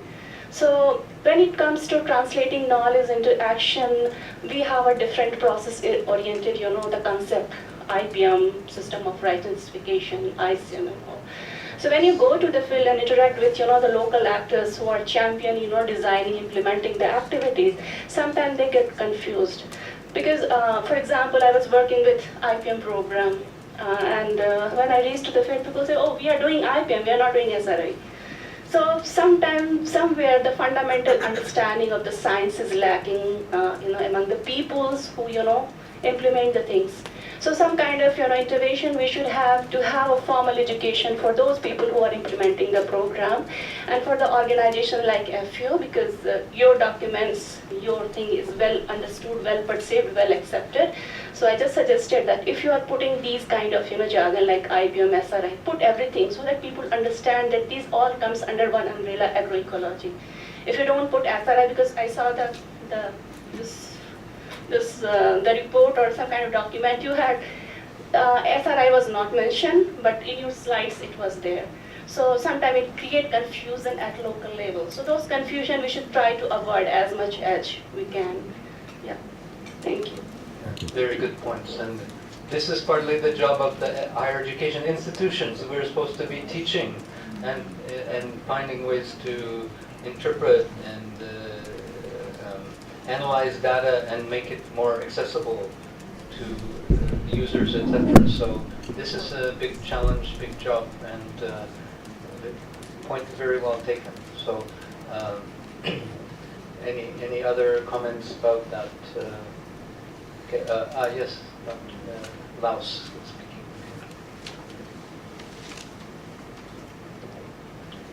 Good morning. I'm Malawan, a lecturer from the Faculty of Agriculture, National University of Laos. I would like to share the idea about agroecology. For agroecology subject, we have already put as a core course for master program majoring in sustainable agricultural resources management. As I said, we will start to teach this subject in October this year. For many years ago, we have started this program, but we did not put directly the subject as agroecology. We have a topic related about this. Not just for this course, we also teach this subject for another program as well. And besides teaching the staff at the faculty, a lecturer at the faculty, also apply the research result to the farmer. Teach them and give them advice how to grow their crop, rice, or raising animal in the right technical ways. We also follow up what we teach them, and we have found that they have improved the method to raise the animal, to grow crop, and the farmer also know how to recycle the feed residues or use the manure to be organic fertilizer. It is a very good result that we have got. Yes. Thank you very much. Okay. If not more comments on this part, maybe we hear from Dr. Pianot about the... She is the expert in sufficiency economy philosophy, and by the way, we both went to the same university in Canada, Simon Fraser University. So she's alumni of my own university, so one of my universities. So we're Canadian Thai partners. Thank you, Ferdinand. Morning again, everyone. I said yesterday that I come as a learner, and I'm still happy in learning about agroecology because I'm an economist by training, so not know much about agriculture or soil science or whatever. But I think this topic is very close to His Majesty the King Rama IX's work. As I just showing here, and Dr. Surishai asked me why I'm getting involved with these, issues. And I think the new theory agriculture, which bestowed by His Majesty King Rama IX, is a royal model or a Thai model of integrated sustainable farming. So Wayne asked me to talk about the Simeo SEPs. You know about Simeo.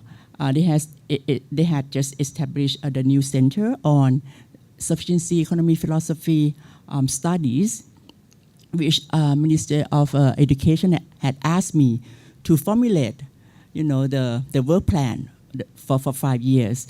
Thai government has bestowed about 500 million baht to establish this center. So when we are talking about the funding, it is there. So I thought that if we can collaborate and work on something, we can, work under that platform. Also, okay, maybe I should talk about the objectives of this center first. It will be related to, because the center is on SEP, Sufficiency Economic Philosophy, so we have to have some way to connect what we are talking here with SEP. So I thought that new theory agriculture bestowed by His Majesty is just one type of sustainable agriculture, and it should be shared and learned among, our friends in Simeo, which is Southeast Asia countries, which, all of us here are here. There are 4 objectives of the center. First of all, it aims to be an excellence, in applied service economy towards sustainable development. So when I'm talking about SEP right now, I would like to refer to the new theory agriculture model of His Majesty that can be applied to achieve sustainable agriculture and SDGs at the end. The second objective is, to be academic and professional center for capacity building. So, we can apply for, training, workshops, for members countries, both professional and practitioners, researchers. The third objective is to collect and share research expertise related to SEP, which is, we can talk about NAP, new agricultural, new theory agriculture, which is based on SEP in the agricultural area. And the fourth one is to coordinate for regional and global in terms of human resource development based on SCP. So when I see these 4 objectives, I think what we have been talking for these two days, it can be fit well with the objectives of the center, and it will be under the branch of new theory agriculture. So I thought looking forward that Professor here mentioned about, like, if Metro aims to be to host the next one, you can think about applying writing a concept note or a project and propose to the center, which actually you can pass to me because I have to write 5 years plan for them. But this center will be located on the 11th floor of Sue's office building. I don't know, Sue is in the 10th floor, right? Oh, next door. Okay, so it's just over there. So we can go to the center and then go to see Sue at the same time, and maybe Pierre can move there too. Later on. Huge space. Right now, but they don't even have a desk or chairs or computers or anything yet. So it may take about few months. But I think it's good that we know about the existence of this center and the situation, and because it's approved by the CMO Council, all of our countries are members of CMO. So I think it may be a platform that we can utilize under this. And to me, I think sustainable agriculture, safe and sustainable food system is really close to the heart of His Majesty the King. So it will be very well, recognized what His Majesty the King has done, as in terms of new agriculture, and can we share, and I think Thailand can learn more, like I have my personal plan already to take my students and my trainees to go to Anthony's hotel, and I think that's one thing that I can capture from this workshop, right? Okay, just sharing you, and maybe you can throw some ideas to me. And I'm working with the Department of ASEAN Thailand and also the Parliament ASEAN Council. So many things that you talk about ASEAN, when I have opportunities, I will raise the issue, especially Professor Jaime. Maybe I will ask more on the details of those funding, and maybe get talk with our ASEAN department in Thailand to push the ASEAN Secretariat to work on this. So I welcome all the suggestion, and glad that I can be one of the group that really look forward to a sustainable food system. Thank you.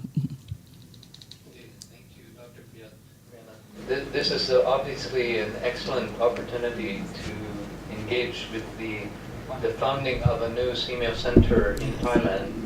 That, as you saw that on the chart yesterday, the sufficiency economy philosophy is sort of considered to be one of the practice areas and the theory areas of agroecology. So I think this is an incredible opportunity to kind of help to shape this agenda, and in all of the CMO countries, which includes Timor-Leste, aside from all the ASEAN countries. Just to say also that we did invite someone from the center, the ASEAN Center for Sustainable Development Studies and Dialogue, the new center also, which Thailand will launch and host this year. And Mahidol University will be the location, the host. It will be a university will be host for this center. And unfortunately, they were not able to attend. But I was at a UN meeting in the SCAP building a couple of months ago, and there was some discussion about this new center. And there were many donors putting up their hand that we would like to invest in this new center. And some people mentioned agriculture as a theme. So I think the future is many opportunities from the CMO Center or the ASEAN Center. So I think it's the way that we come up with recommendations from this workshop maybe can feed into, and then we can discuss with Dr. Priyana more specifics about the CMO case. So any reflections or comments about that new initiative or questions?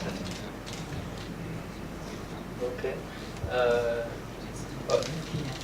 So anyway, that it's a great opportunity. So we'll look forward to collaborating on that. Oh, sorry, PR wants to make one. I just wanted to follow on the last thing you mentioned regarding your connection with ASEAN, and just to remind again about the sectoral working group next week on crop. So if you do know the focal point from Thailand who are going to attend this meeting, I mean, just to inform them that something about agroecology will be presented, and the support from Thailand would be really key in order to support Laos and to have this endorsed. I took note on that. I'll email my colleagues at the ASEAN department. Okay, sure, thanks. That's great. So I think now we will hear from another CMO center, an existing CMO center, that's been around. It's now middle-aged center, This is the new baby in Simeo set, but circa is 50. It's the oldest. 50, 51? Or 60? Yeah. Old. It was created in 1966, so that's 50. Yeah. So still middle aged, not ready for retirement yet. Maybe you. Do you I want? can just sit here. I don't have any PPT anyway. Okay. She would like you to sit.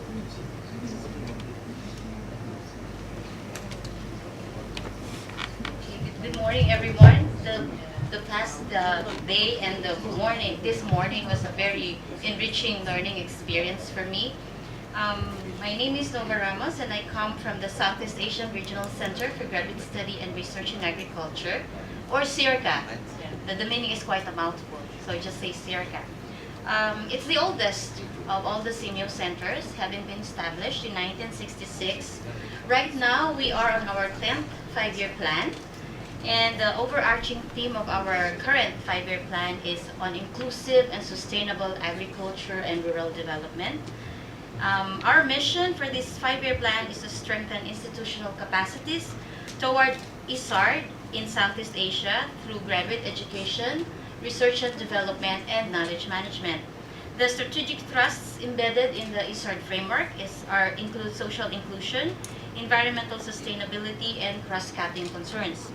From the discussions yesterday, I took note of some of the challenges that are confronting scaling up agroecology in ASEAN HEIs. One was the harmonization of qualifications for agroecology competencies in Southeast Asia. For your information, CIRCA did a study last year.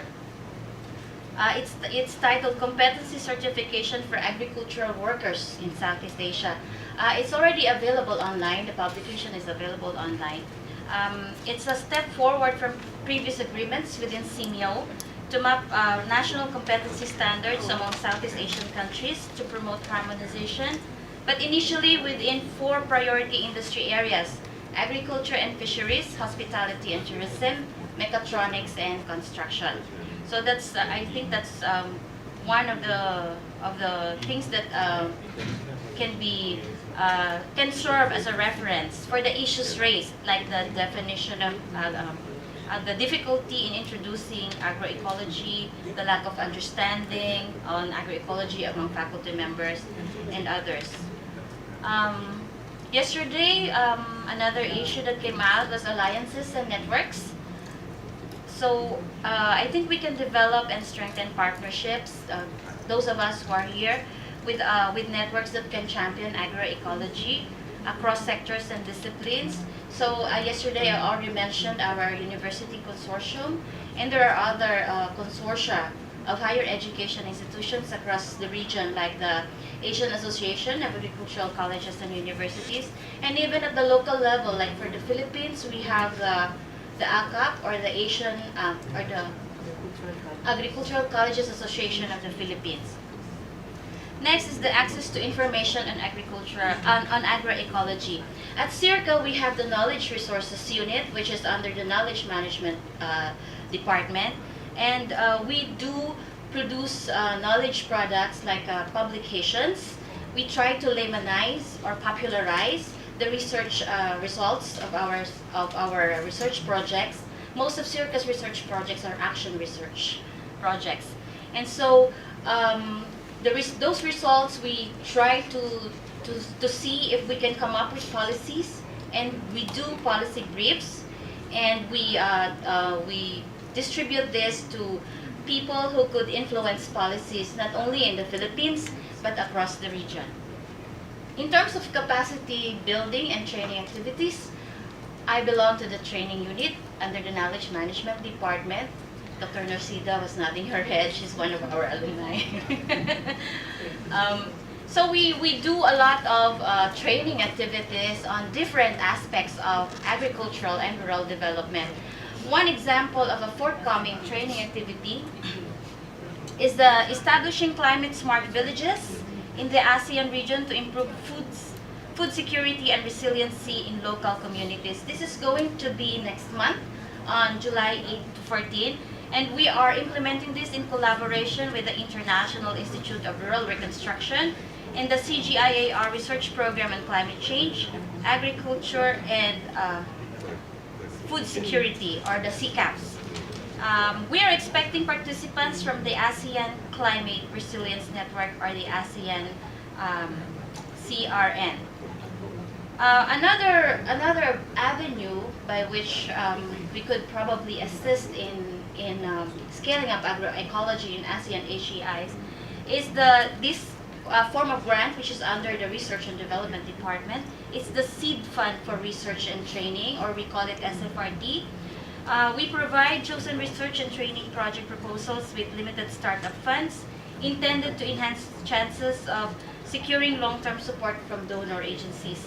And we provide seed funds of around $15,000 for these proposals. But if you want to see more of the services that we provide, you can visit our website.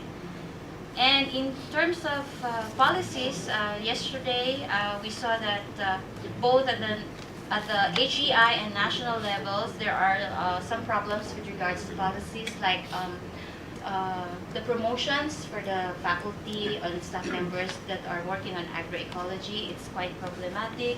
The curriculum is also problematic. At CIRCA, we could probably assist in some ways, but we do not do the funding on our own. Usually, it's on a cost sharing, or we do proposals together and we submit it to another funding agency. So I think that's all. And I would like to welcome Sep to the senior family. Thank you. Baby sister of CIRCA. Still crawling. Still crawling. So thank you very much. And CIRCA does indeed have a lot of very good programs, activities, and partners. We've been working, Chula, collaborating for the last 5 years or so, especially on this kind of activities on sustainable agriculture, education.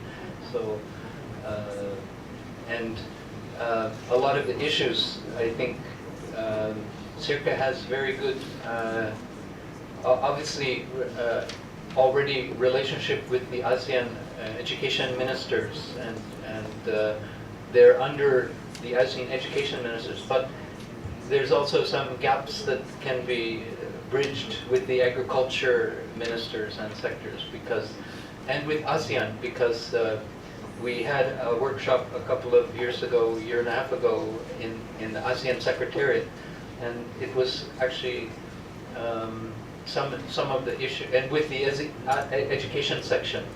So there's a lot of there were a lot of issues and recommendations raised. We have a report from that conference as well, not circulated, but there's a bit of overlap with what we were trying to do, and we're also collaborating with other departments of CIRCA. CIRCA also has many departments and different kinds of activities. Only three, actually. Okay. Only three major departments: the knowledge management, the graduate scholarship, and the research and development department. Right, but they're always get lots of demands, and maybe understaffed, overworked, and so we very much appreciate the representation here, and hope we can collaborate in the follow-up. So the next, is there any questions about CIRCA? The comments first before we go to Dr. Su. So the next we'll hear from UNESCO, which has been also, we've been collaborating, as Professor Surge I showed yesterday, for the last 5 years or so, on this social and sustainability sciences initiative, and of which this project is a part. So Dr. Su can share her perspective from UNESCO. Oh. I'll just speak up, if No. that's okay. Did you lose?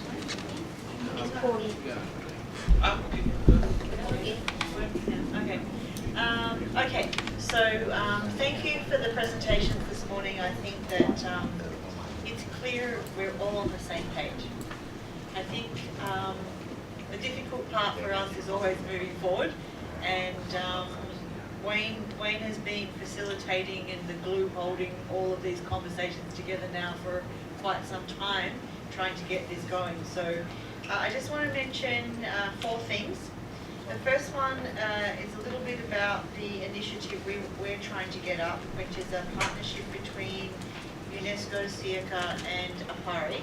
And this would focus on mapping what higher education institutions are doing in agriculture. Who's doing what, where they're doing it, what are the gaps, etc. It will be very informative, but in itself it won't cause the changes that we are talking about. So I hope that can come about, and that potentially will provide a good resource to begin building some of the other things. The next thing I wanted to mention is a new initiative. It's called Generation Unlimited, and it's an initiative that was launched by UNICEF. And the idea is that every young person should either be in education, training, or employment. So that's the fundamental premise of Generation Unlimited.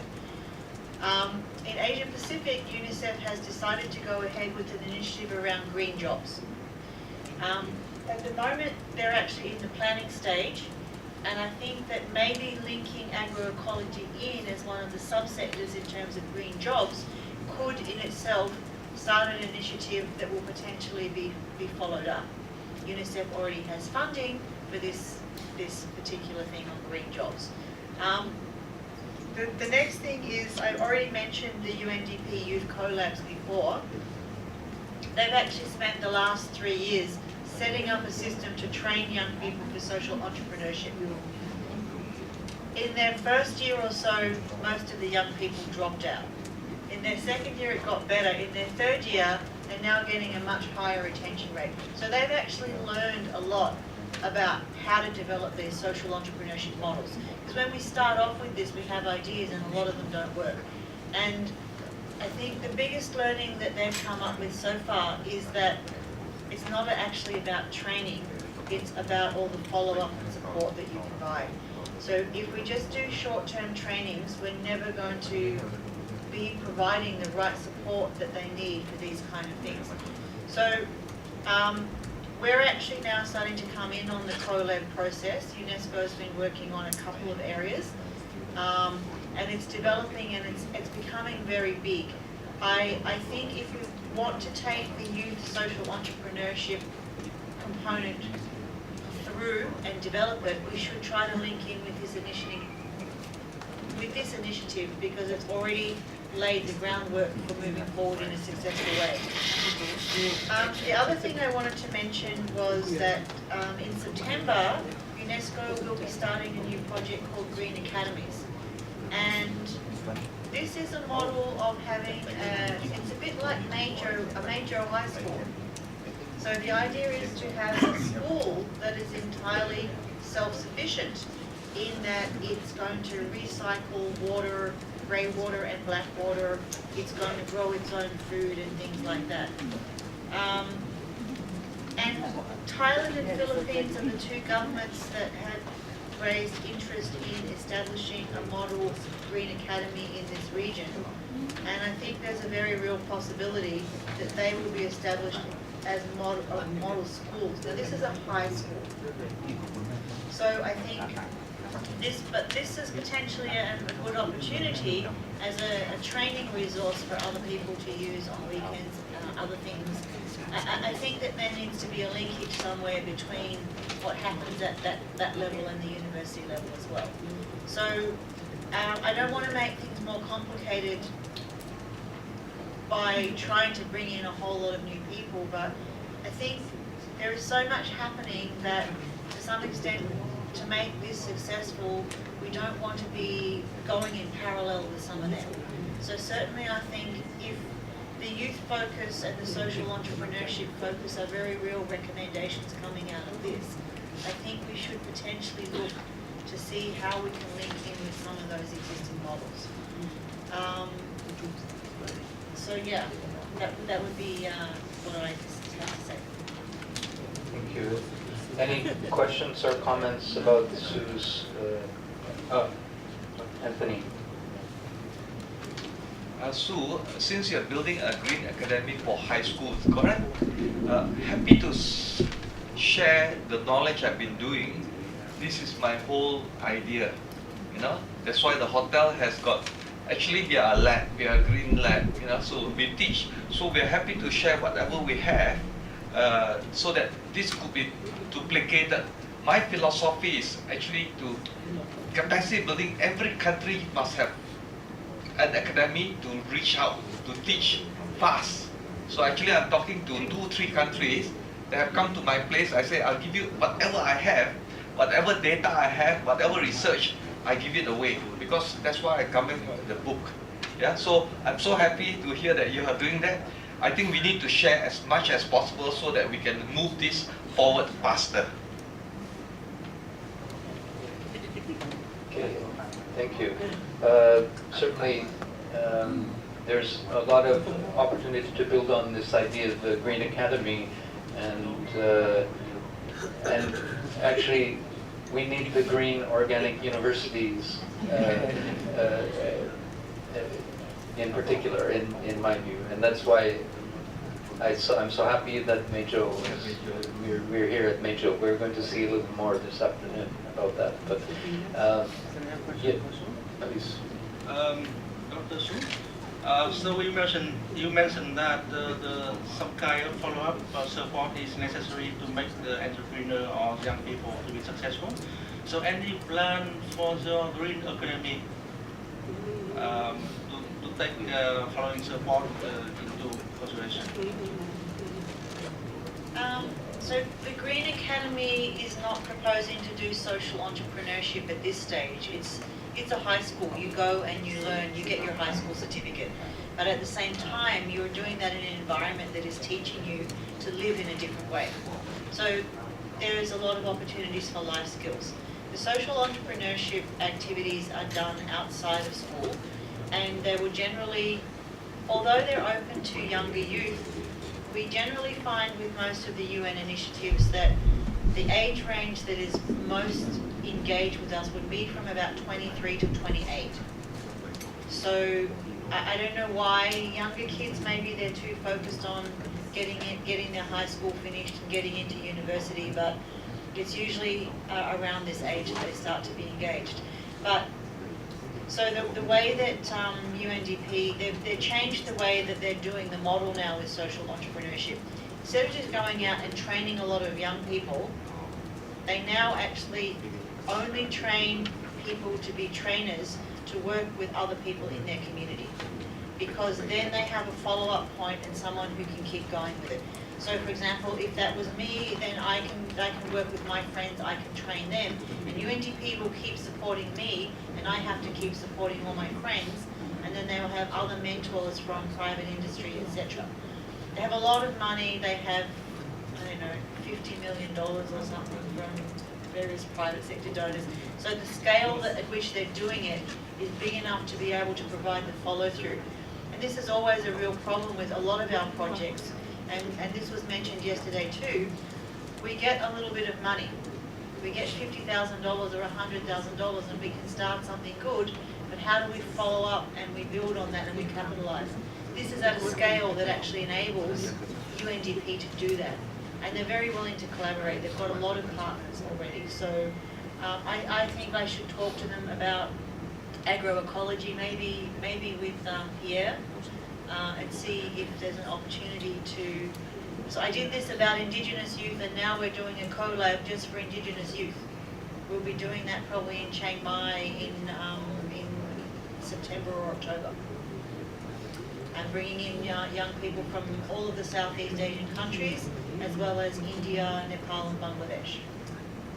So, but they didn't want to focus on agriculture. Okay, that's great. Any other comments for Dr. Su or questions? So, see, there's so many things going on, right? And we're hoping we can start to link and make synergies and scale up in terms of the partnerships as well. So we'll hear from FAO now about where Pierre and his FAO team. Actually, he's the only guy in the Bangkok office, the only agroecology expert. But he has colleagues in Rome who are supporting him as part of a team, and they're well. You can. I won't say how degrees support or whatever, but I think he's charged with this task of the scaling up initiative. But they don't give him any money to do it. They just say go and do it. So that's where we need to strategize together about how we can put it all into a plan to move ahead. So Pierre, please. Thank you, Wayne, for this introduction. No, I'm very much on my own, actually. But no, as I mentioned yesterday, agroecology is quite a new topic for FAO. And as such, I mean, at the moment, the means available in order to promote it within the organization and outside the organization are very limited. And for me, this is both a disadvantage and an advantage, because I mean, limited resources means that we can do much, but in the same time, it's a huge opportunity to demonstrate to FAO the importance of alliance networking with other partners. And I'm very new to FAO, but one thing I've discovered is that FAO is quite bad in terms of partnering with other stakeholders. And since I come from the NGO sector, and for the last 14 years I've been engaging with a broad range of stakeholders, I do believe that if we really want to advance, especially on agroecology, which is a critical topic for the whole region, we really need to build a broad alliance of stakeholders. And once again, I would really like to thank you, Wayne, and also MJU for hosting this workshop, because I think these 2 days have been incredibly rich, and I was really impressed by the diversity of profile present, and we have the basis for a core team somehow in the ASEAN in order to move forward. But as Sue mentioned, I mean, we have identified more or less what is not going well. So this is quite clear. There is a huge amount of ongoing initiative, very diverse and everything. But now, how do we move forward, and how we manage to create a joint platform where we can aggregate or plug all these different initiatives? The objective is not to take over all this initiative, is to really build on the diversity of what is already existing. And FAO has launched this Scaling Up Agroecology initiative that I showed yesterday. The higher education sector is a bit the missing piece. So this is where we need to consider how we can together come up with an idea that we can promote, because the framework exists. I mean, if we come up with a concept note, or a concept note that we drafted actually with Wayne already, but if we come up with this plan and we manage to demonstrate that behind it different institutions from the region are ready to engage, I think that we have the likelihood to identify fundings will be higher. And especially towards, I mean, ASEAN is one sort of funding, but we should also consider IFAD, for instance, because we are really investing in people. I mean, that's their motto, I think, investing in people. So youth is also one of the critical issues we want to address. So my take here is really how to, to listen to you, interest from your institution, and potential commitment, and what should be the practical step, because it's not going to be done overnight, but how we can move forward. One thing that really struck me, and it was mentioned a couple of times, is the idea of knowledge hub, because again, there is a lot of knowledge. I think everyone in this room is linked one way or another to a knowledge hub. biodiversity. I mean, Tabi has done a lot of work on documenting the agro-biodiversity in Laos, and they have their own hub on that. Alizea has put together a website with a lot of social media channel, YouTube, Facebook in different language, in order also to aggregate farmer testimony, case study, all different resources. FAO has its own agroecology called Agroecology Knowledge Hub, which is global. They want to have a database. But the problem with Knowledge Hub when we are talking at a regional level is what audience are we targeting? Because we cannot aggregate, I mean the document we will have in the Knowledge Hub are meant to address the needs of specific audience. Farmers don't need the same kind of material than policymaker or than researcher. So if we are talking of a regional knowledge hub, we really need to consider how we are going to address these different needs that are really different also from the local context to the national or the regional context. And this is where I think diversity come into play. I mean, diversity is a key feature of agroecology, and we need to maintain it also in this. And we may not come up with the silver bullet and the united knowledge hub, but at least we need to find ways to have a homogeneous way to document things so that actually we can really build bridges. And to finish on this notion of knowledge hub, and this is potentially a first step in this direction, is yesterday I introduced briefly the work that is ongoing at FAO level, with the idea to design a tool to document the performance of agroecology on all the different levels.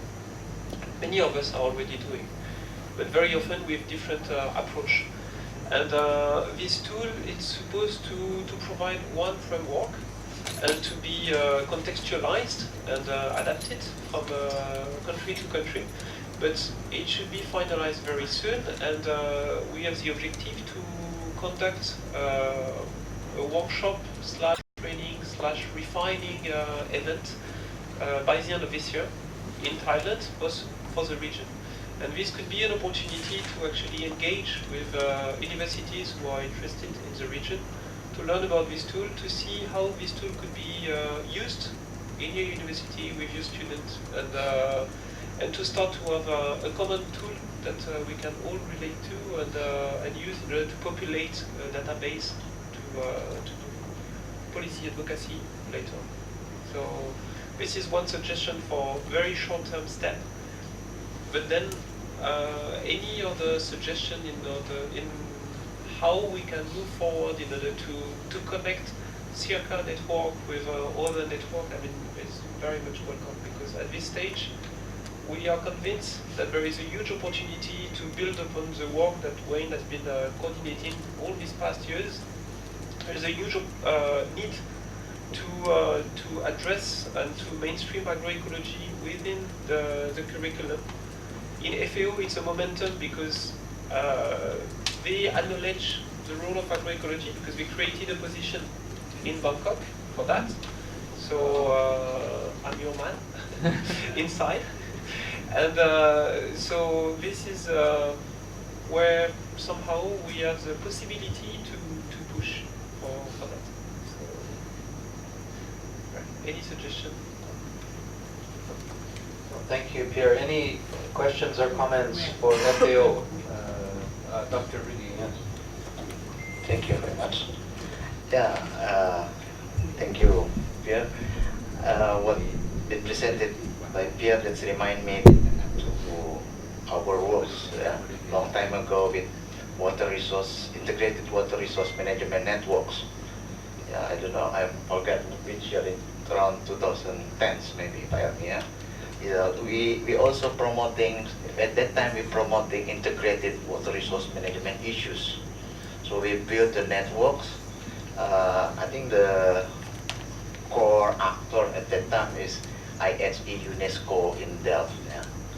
And then there we built platforms, knowledge management platform around the world, not only Asia. But here we have also some kind like country chapters who can distribute knowledge within the country, whole sector. But the other actor that may be missed here is about the government actors itself.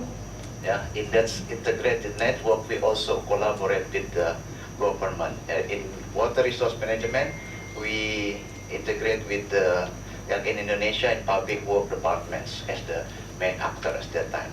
So that's the platform maybe can be pushed within these networks. We can formalize into new platforms of agroecological networks. Thank you. Thank you. Any other comments, questions about FAO? I think that one of the issues that came up yesterday in two of the small groups, the policy group and the curriculum group, was the network. Coming up network again, network.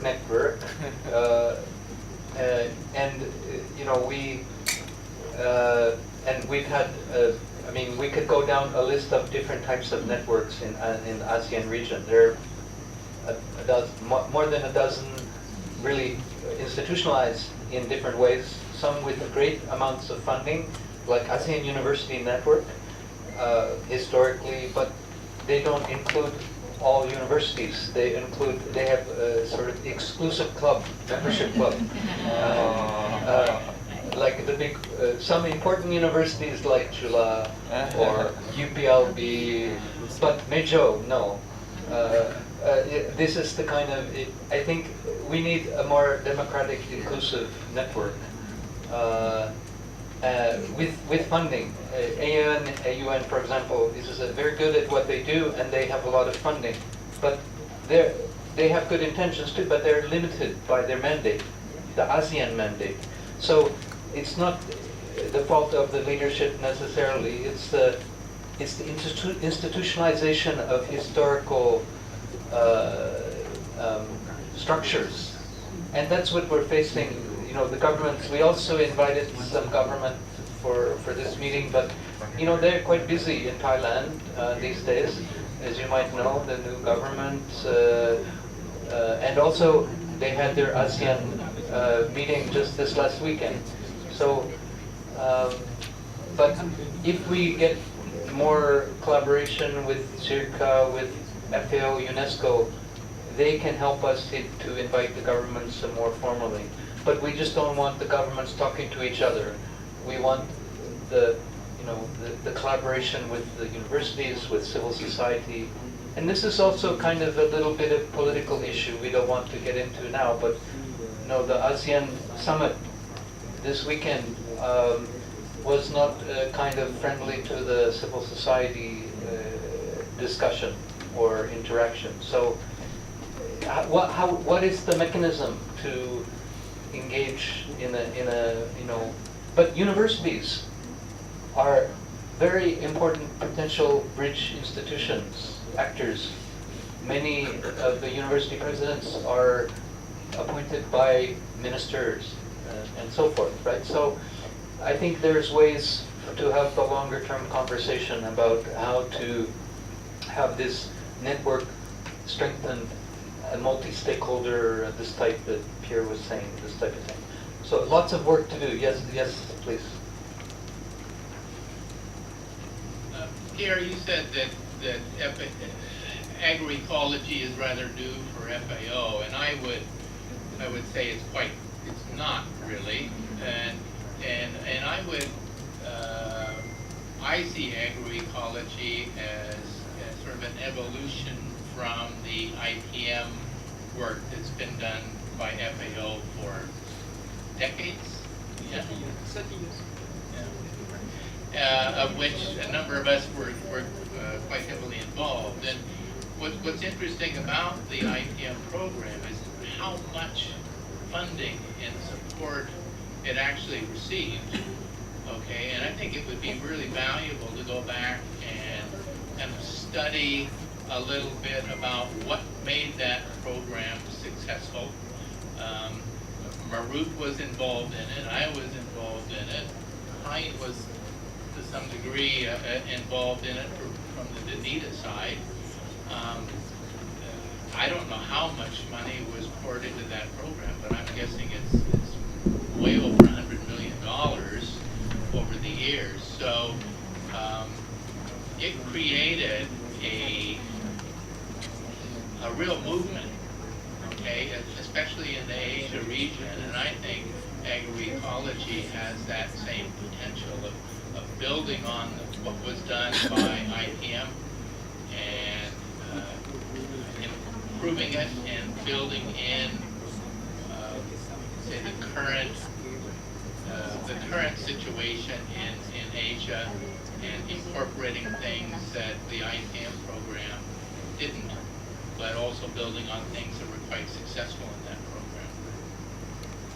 Okay, that's Just to reply, I mean, you fully agree. The funny thing is that I did a lot of presentation inside my office in order to raise awareness around agroecology.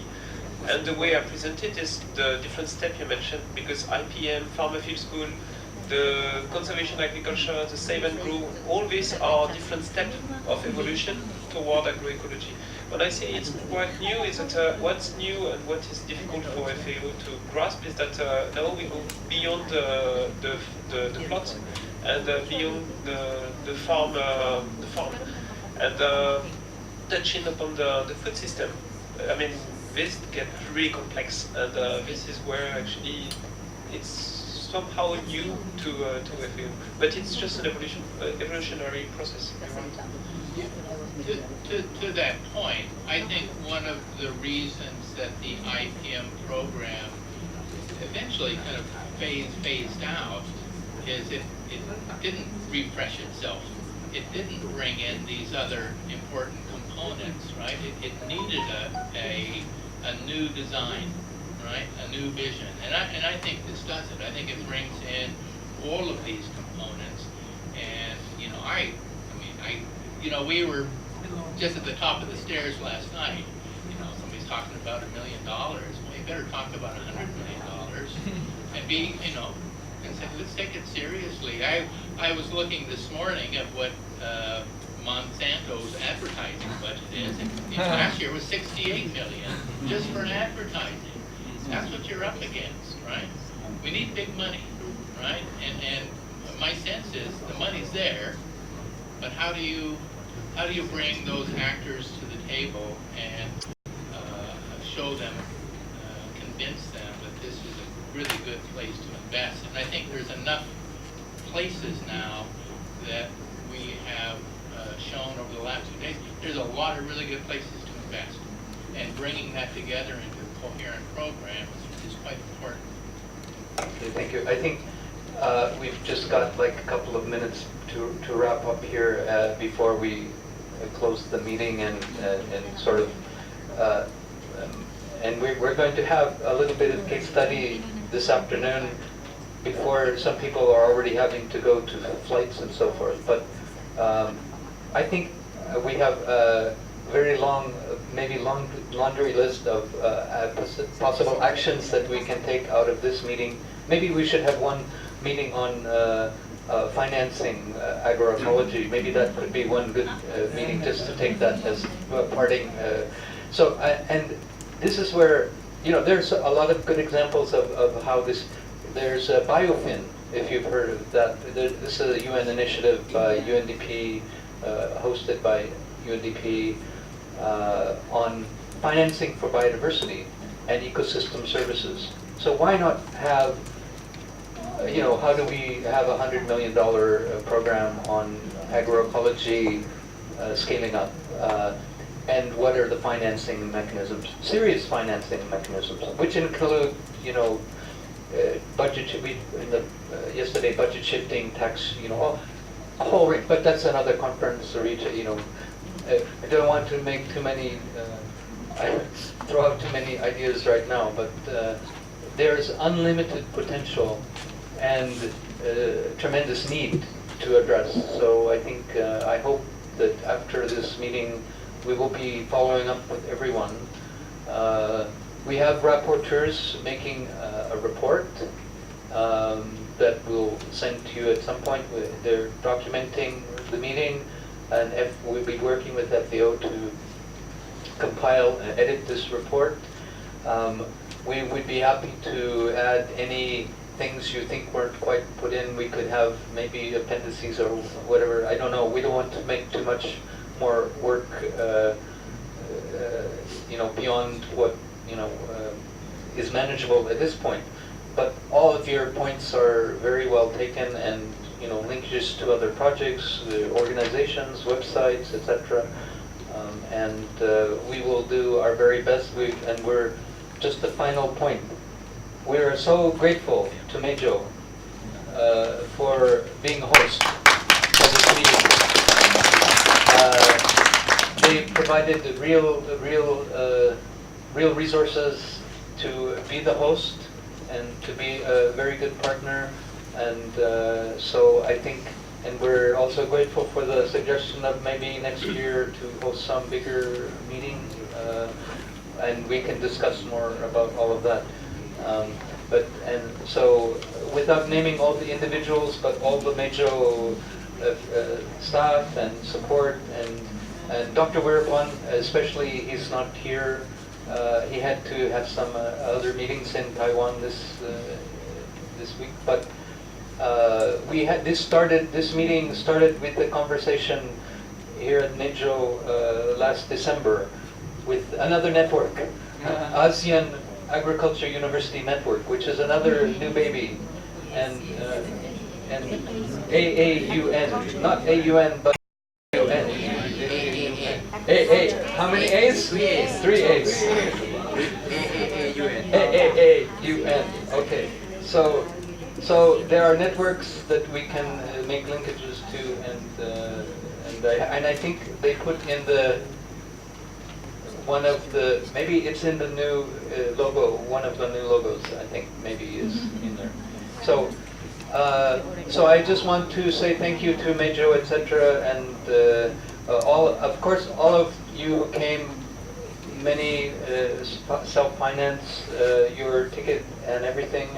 So this shows, I think we have a lot of potential for self-sufficiency economy approach, working together to build something sustainable for the future. And just about the title, I think we maybe covered half of it, beginning the discussion. We never got to the specifics of the SDGs or climate resilience. We can do another 2-day conference just on SDGs, another day or two on climate resilience, etc. Technical, how to manage, but this was just to begin the conversation, right? So let's talk about the future next and work together as best we can. So I leave now to MJU to take I leave the chair to MJU about all the rest of the next steps. May I say something? Please complete the evaluation form before leaving MJU. Okay. It's in your purple bag. The purple bag. Purple bag. There's a evaluation form, so you can give to the. Give to them here. Stop here. Let's leave it here. Up on table. Up on table. No, on the table is okay. Oh, yeah.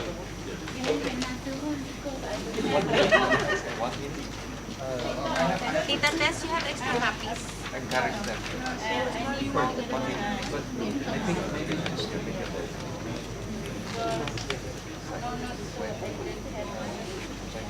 You have extra copies.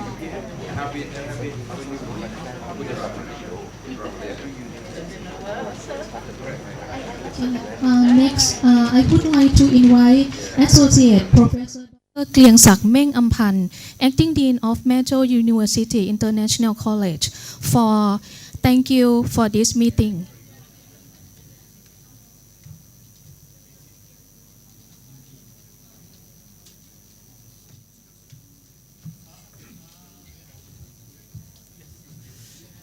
So good morning. I think the proper guy should be an associate professor Yanin, but he allowed me to on this stage. So I would like to thank again. I would like to talk in short about four things. The first thing is related to Dr. Apinan proposed to this audience about the international conference will be on the end of the year. I think that is the outcome, maybe outcome from these meetings as a concrete relationship. But I have to suggest that we should have one section on agroecology section, and the next maybe in the field of agriculture section like organics or agriculture ecology, something like that. That is related. By the way, we should have also maybe the innovative product from the rural farmer. That is the more suitable. We have a great lady on. She's the number one of the innovative Thai lady, Dr. Anjali Suwonpong. We are have been working with her many years ago, especially for our lecturer in MJU University. To the next, the second topic I would like to say that MJU have a potential to create the short-term curriculum or short-term training course, as somebody was suggested this morning, maybe about the course on agroecology. That is focused on the aging society. That is more suitable. Or maybe a young farmer who, because this is the short term, is maybe can equivalent to the degree or for bachelor degree or master degree. That is we have the plan to have a regulation to equivalent of the like a mini degree module, and then they got certificate and we can cover to the mid degree in the near future. That is the second. For the third, I would like to sincerely thank the lady from NIDA, that is she is working on the nuclear project. I think we choose, but I don't force her because I have been doing already about the new theory king project. So I really indeed of this concept, and I learned a lot of this experience. That is the outcome from ecology, the outcome, the impact. If we do by yourself, this you will more understood in the ecology. So that is the technique to be a full view on ecology. Last night I have a very happy time to talk with Dr. Wen. Sorry if I pronounce your long name. He exactly happy on this experience. So that is the outcome, the impact. For the last, I remind it's again. I want to say that yesterday we should have the basic mindset on 4S. The first one, you must be strong because this ecology is a big challenge to be success. You must be smart. The third, you must be spirit to share this knowledge, your experience, especially for the rural farmer or the target group of this program. Strong, smart, spirit. The last one, sustainable for SDG. Good. Thank you very much.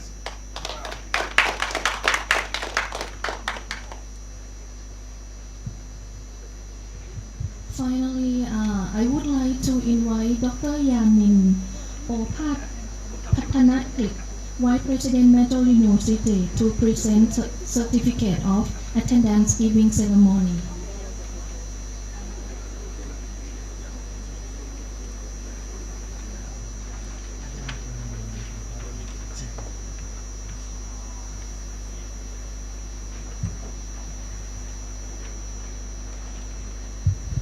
Okay, it's almost afternoon.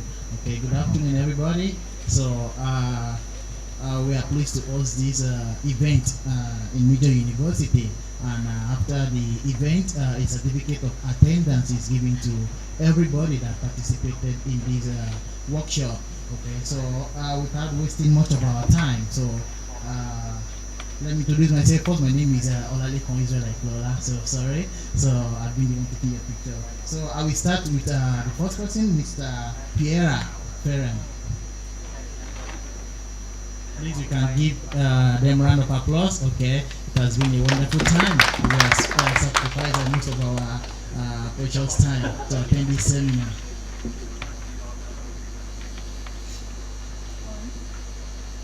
Okay, followed by Mr. Marut Datike.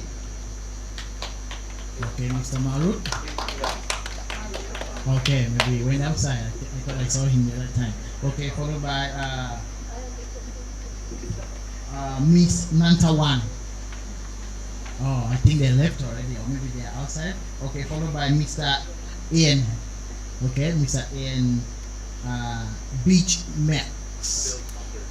Okay, Mr. Ian Beach Makers. Okay, well, we can give him a round of applause as he come up. Okay, followed by Dr. Epsi Yoriga. Dr. Epsi.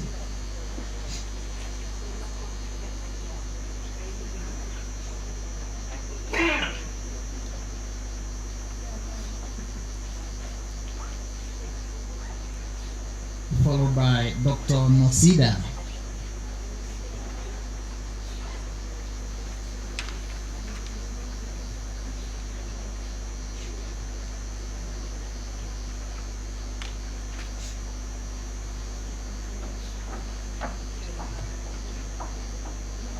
Okay, followed by Dr. Muyo.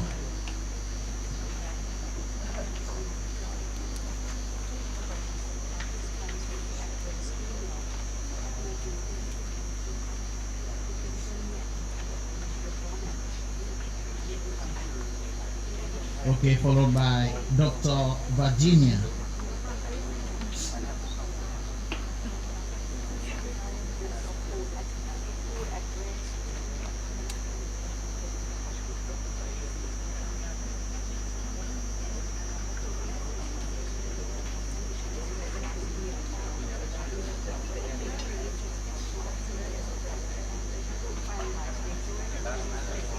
Okay, why Dr. Virginia is coming? Okay, the next person will be Dr. Angeli. Please get ready.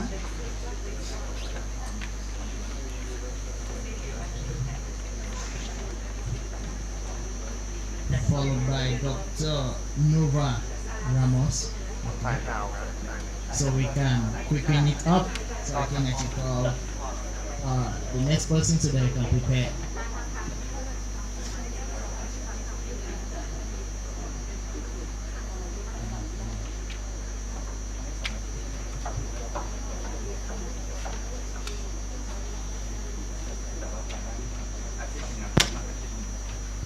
Okay, followed by Mr. Kevin Khan.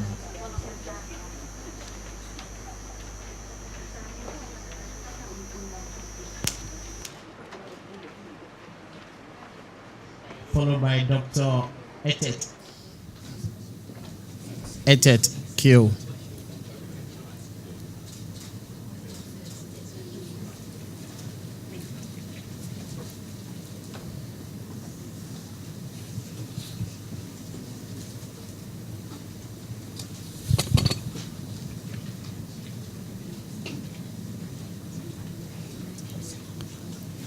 Followed by Dr. Nur Sutni.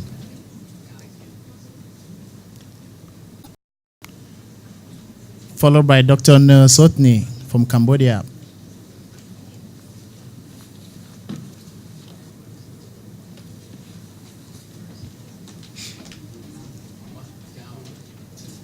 Followed by Dr. Elimi, sir.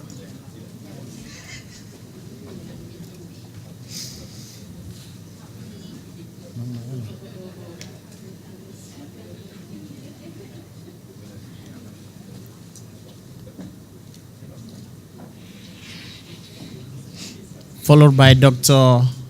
Abha Misra.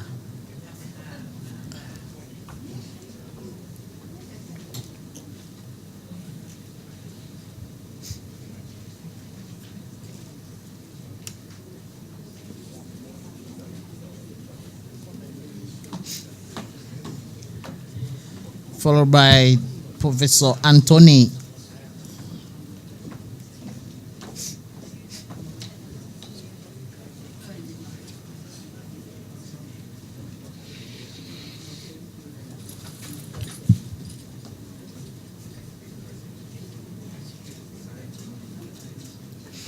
Followed by Dr. Wine.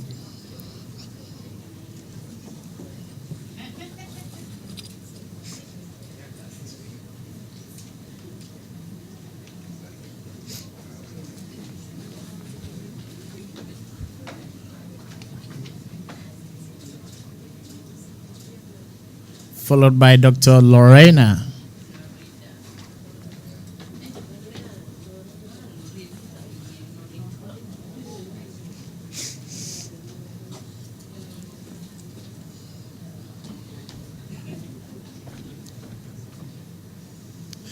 Followed by Dr. Priyanut.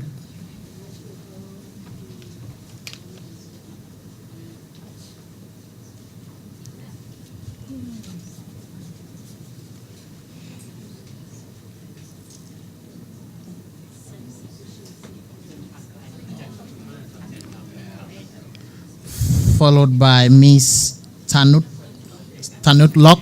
Okay, I'm sorry for the Thai name. Wrong.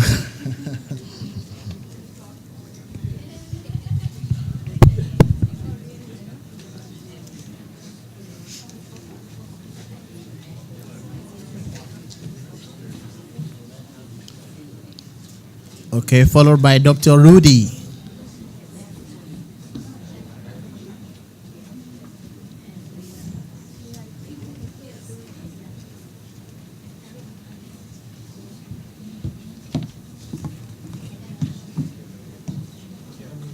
Followed by Dr. Pam Van Oy.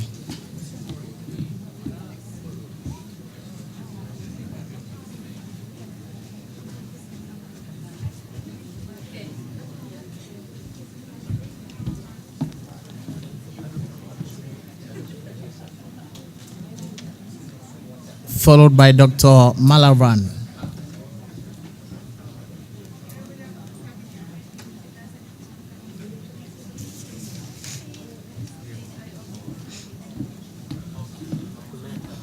Why Dr. Malavan? Followed by Dr. Suevis.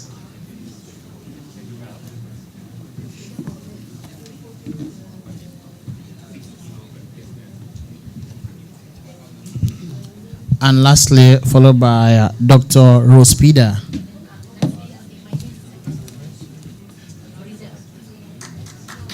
I got it with me. I got it with me. I will give it to you later.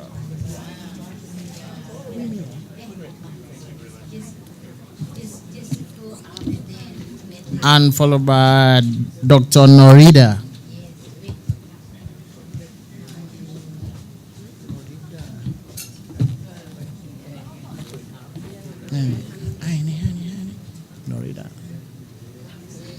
Norida. Okay, followed by Dr. Norida. Okay, last person.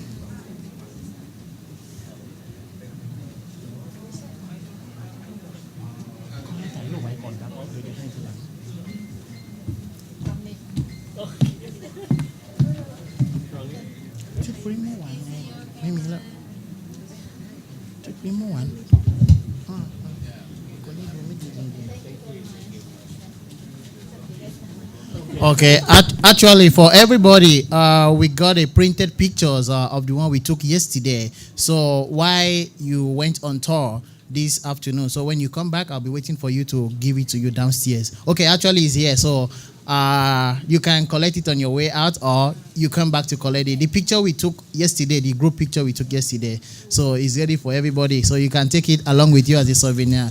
So thank you everybody for attending this meeting, and thank you for the opportunity given to Major University to be the host of this program. Okay. I'd just like to thank University for hosting this. This is from Malaysia. Yeah, just thanking now. Just to share with you, in Malaysia, many of the things are halal. Now to solve the pesticide issue, everybody that produce food normally have a halal certificate. With that halal certificate, pesticide is tested and very strict. So all the food are actually halal. So this is one way of eating healthy food. Yeah? Okay. Thank you.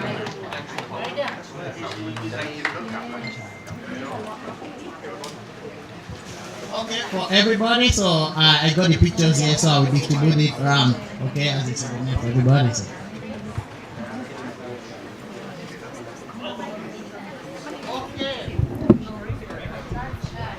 So I think just give a few words. Just thanks a lot for our experts for coming to sharing your experience. I think and MJU is very honorable to be host for this workshop. I think we do our best, but if any others right the wrong or anything, so please apologize for us. And I think maybe next year I heard that someone said we're going to be the host for conference or something.